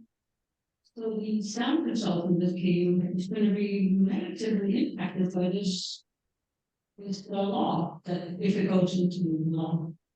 So I'm wondering, he has an ultimate goal here to make sure that this is passed, because this business is going to dwindle down. There would not be a conflict. The change that was in this and not that we took a vote on the changes that were proposed for this. It had nothing to do with him. He's the one that brought it to our attention. Right. I get it. Okay. Why did you bring it to your attention? That's a question for him. Yeah, that's what we have to be a question for him, correct. Okay, if there are no, yes, sorry. Read 2 has her hand up. Okay, I will get to these. I, for the sake of efficiency, can we, I intend on doing that after, because it's toward the end. Rita, did you have a question on one of these? Yeah, I would like to call out number 3, Hungry Llama. I just object to a deny unless, given the fact that it's a previously unlicensed location and it's a highly residential area. I think number 3. Okay, no, I'm sorry. Number 3 on which one? SLA 2-3. SLA 2, number 3, the Hungry Llama. One simple vote on it. That's what you, if you call me, so you just called it out to voice your opposition to it. Correct. Okay, but otherwise it can go back, it can go with the rest into the anonymous. Now that we've gone, is there any other comments on the ones that came out of SLA2 committee? Then we will go to the one that remains. Katie has her hand up. I'm sorry, go ahead, Katie. We cannot hear you. Katie, unmute. Okay, I'm just gonna say I'm going to vote no on SLA2 number 6. I voted no in committee and I'm going to continue to have that vote. Okay, thank you. Okay. And now let's do the one that remains, that is used. So the number 8 on SLA2 was 142 Carriage House at 142 West 10th Street. That's a restaurant wine license. It's laid out in the resolution, but we heard it in November 2021 as an on-premise restaurant license. The baseline stipulations, the full board recommended approval of the license. Then in July 2022, they threw in another 30-day notice to change the class to restaurant wine so that they could get their temporary license sooner. We did not hear it then because everybody thought that the some stipulations for the on-premise which carries a heavier burden, would work up with the SLA. The SLA is holding them because they don't have signed stipulations from us for the restaurant wine, even though they have them for an on-premise. So they have re-signed the same stipulations for a restaurant wine. They reached out to the Block Association that have been reaching out to all along, and they are in favor of everything. And the committee, by the email, was in favor of handling this way. So I'm bringing it to all of you to move it along for them so that they can get their wine. Okay. Is there any discussion on this resolution? Any questions on it? Okay, seeing none, we will also move that into the omnibus. And the one item that remains is the resolution in support of the New York State Right to Counsel initiative. As I mentioned earlier, what this is promoting the right to counsel for all people who are facing they're in as tenants, that this should parallel the New York City law that people who are facing low income people who are facing eviction should have a right to counsel. As you, it kind of speaks for itself. And if there's any questions on that, we did support, this board did support, obviously the City Rights Council a few years back, and now there is a push to make it statewide. According to our president, it is close to passage, but various boards are being asked to demonstrate support for it. Any questions? Okay, seeing none, I will also move that into the omnibus. If there's nothing else, let me just reiterate what we're going to be voting on in that omnibus. We've got. Okay, sorry, Susan, Katie has her hand up. Sorry, Katie, thank you. I apologize profusely, but in all the discussion about the land use and housing resolution, we did get some language today that's a little more artful in the whereas number 8. It doesn't change anything, but the omnibus. So you suggesting that I'm sorry, we've already got something that we have agreed to put into the omnibus. I know. I'm just asking if there's any chance to. No, I'm sorry. The following will be part of the omnibus. We have the priorities, the capital and expense budget priorities. There's 15 capital, 37 expense, plus the 3 top items. From street activities and resiliency, we have 6 resolutions plus 1 FYI.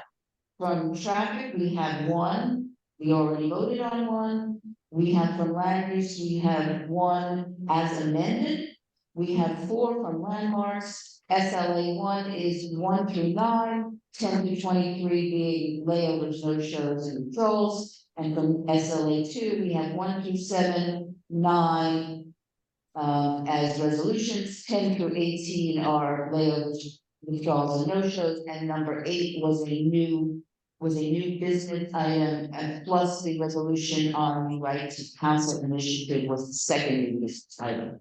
That is the total of items in the omnibus. Is there any refusal to vote, anything further? Otherwise, I will ask Amy to take a final roll call.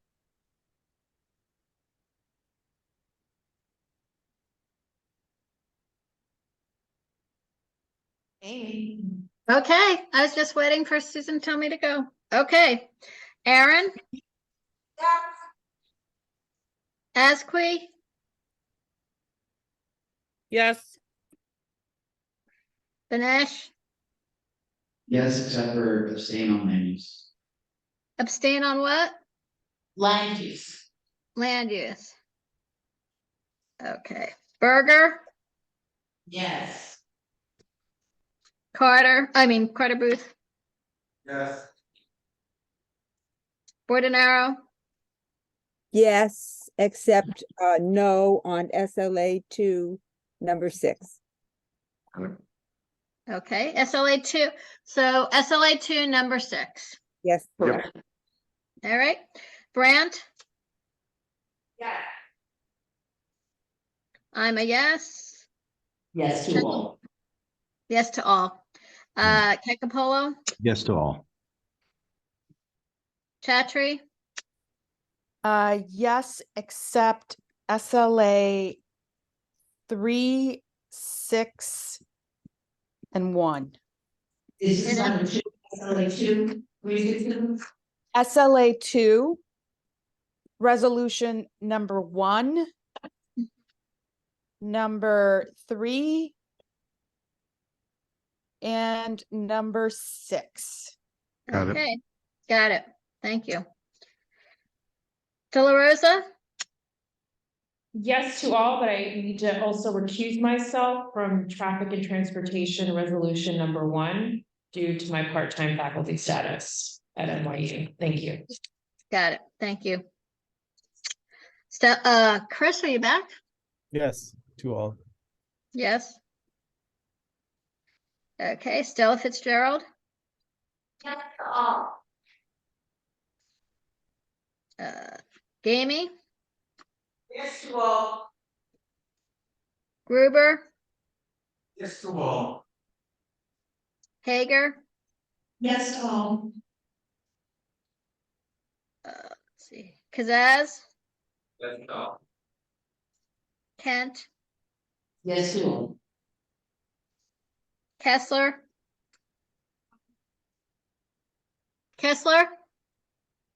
Turning the mic on. Susan, can I have permission to offer a brief explanatory comment? I vote. I can't. Specific, you want these ones? Yes, he may offer an explanation.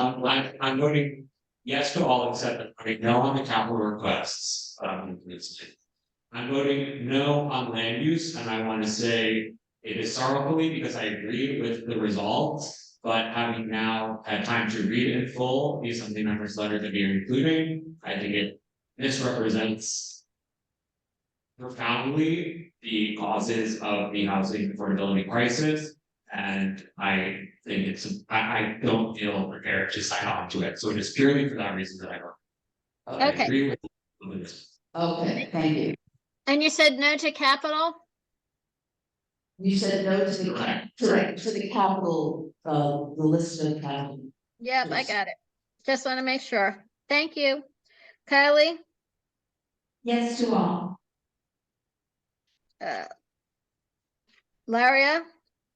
Yes to all. Okay. Ma? Yes to all. Okay. Miller? Yes to all, abstain on land use. Okay.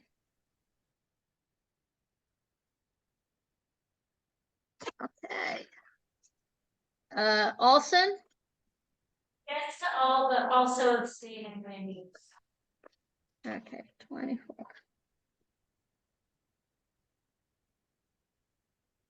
Okay, Raftery, Yes to all the cues on street activities, number 2 and number 5. I am a voting member of the meatpacking bid board, which is awesome.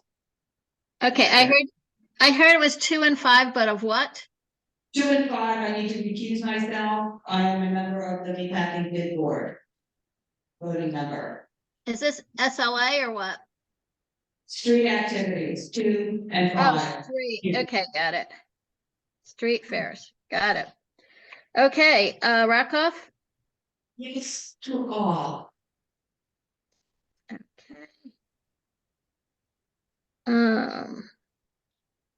Sands? Yes to all. No to land use. No to SLA number 5. No to capital. And no to right to counsel. Okay, which one, SLA 1 or 2, number 5? SLA 1, number 5. Okay, SLA 1. I got capital, what was after capital? Capital and then no right to counsel. I'm sorry, I can't understand what you're saying. Voting no on the right to counsel, right? Oh, okay, right to counsel. Got it. Secunda?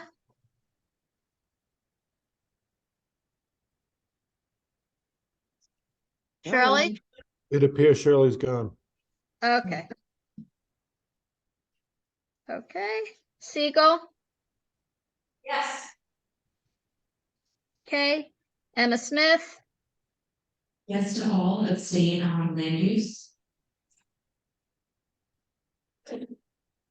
Okay, Dr. Shirley Smith? Yes to all. Wong? Yes to all. Wu, is Cheryl here? Yes. Yes to all. And you? Yes to all. And you missed Chenault. I was Oh, skipped. I'm sorry, Shanat. Shanat, I'm yes to all apart from SLA 2, numbers 3 and 6. okay, SLA 2, number 3 and 6. Okay. So that's 34 yeses, 1, 2, 3, 4. Everything passes. It passed. 5, 6, 7, 8, 9. 10 abstains, noes, various different things, call outs, but Okay, it passed. thank you, ladies. Is there anything else that anyone has any business that are not previously discussed at the business? Otherwise, do you? Go ahead. I would just like us to all sit and think about the time that we spend in general, not just in general, managing a hybrid meeting and what this experience is like. And I just want us all to think about that in our, thank you. I'm not looking for a compliment, just of what the format is moving forward. And which is why if somebody would you want to discuss with the future meetings, that is such. Yeah. With that, I will take a motion to adjourn. So moved. Okay. Thank you. Thank you. Thanks, everybody. Thank you, everyone online. Thank you for your patience. Thank you. It's for your documents. I mean, this is not bad. It's not on anyone. I'm just saying, what is the experience in general of what our time is and the time of, and again, it's not directed to anyone. No, Just it's just two, it's just. This is that. Sometimes I gotta be at work. Bye. Oh, yeah, can we end the meeting online? Yeah, I'll do it right now.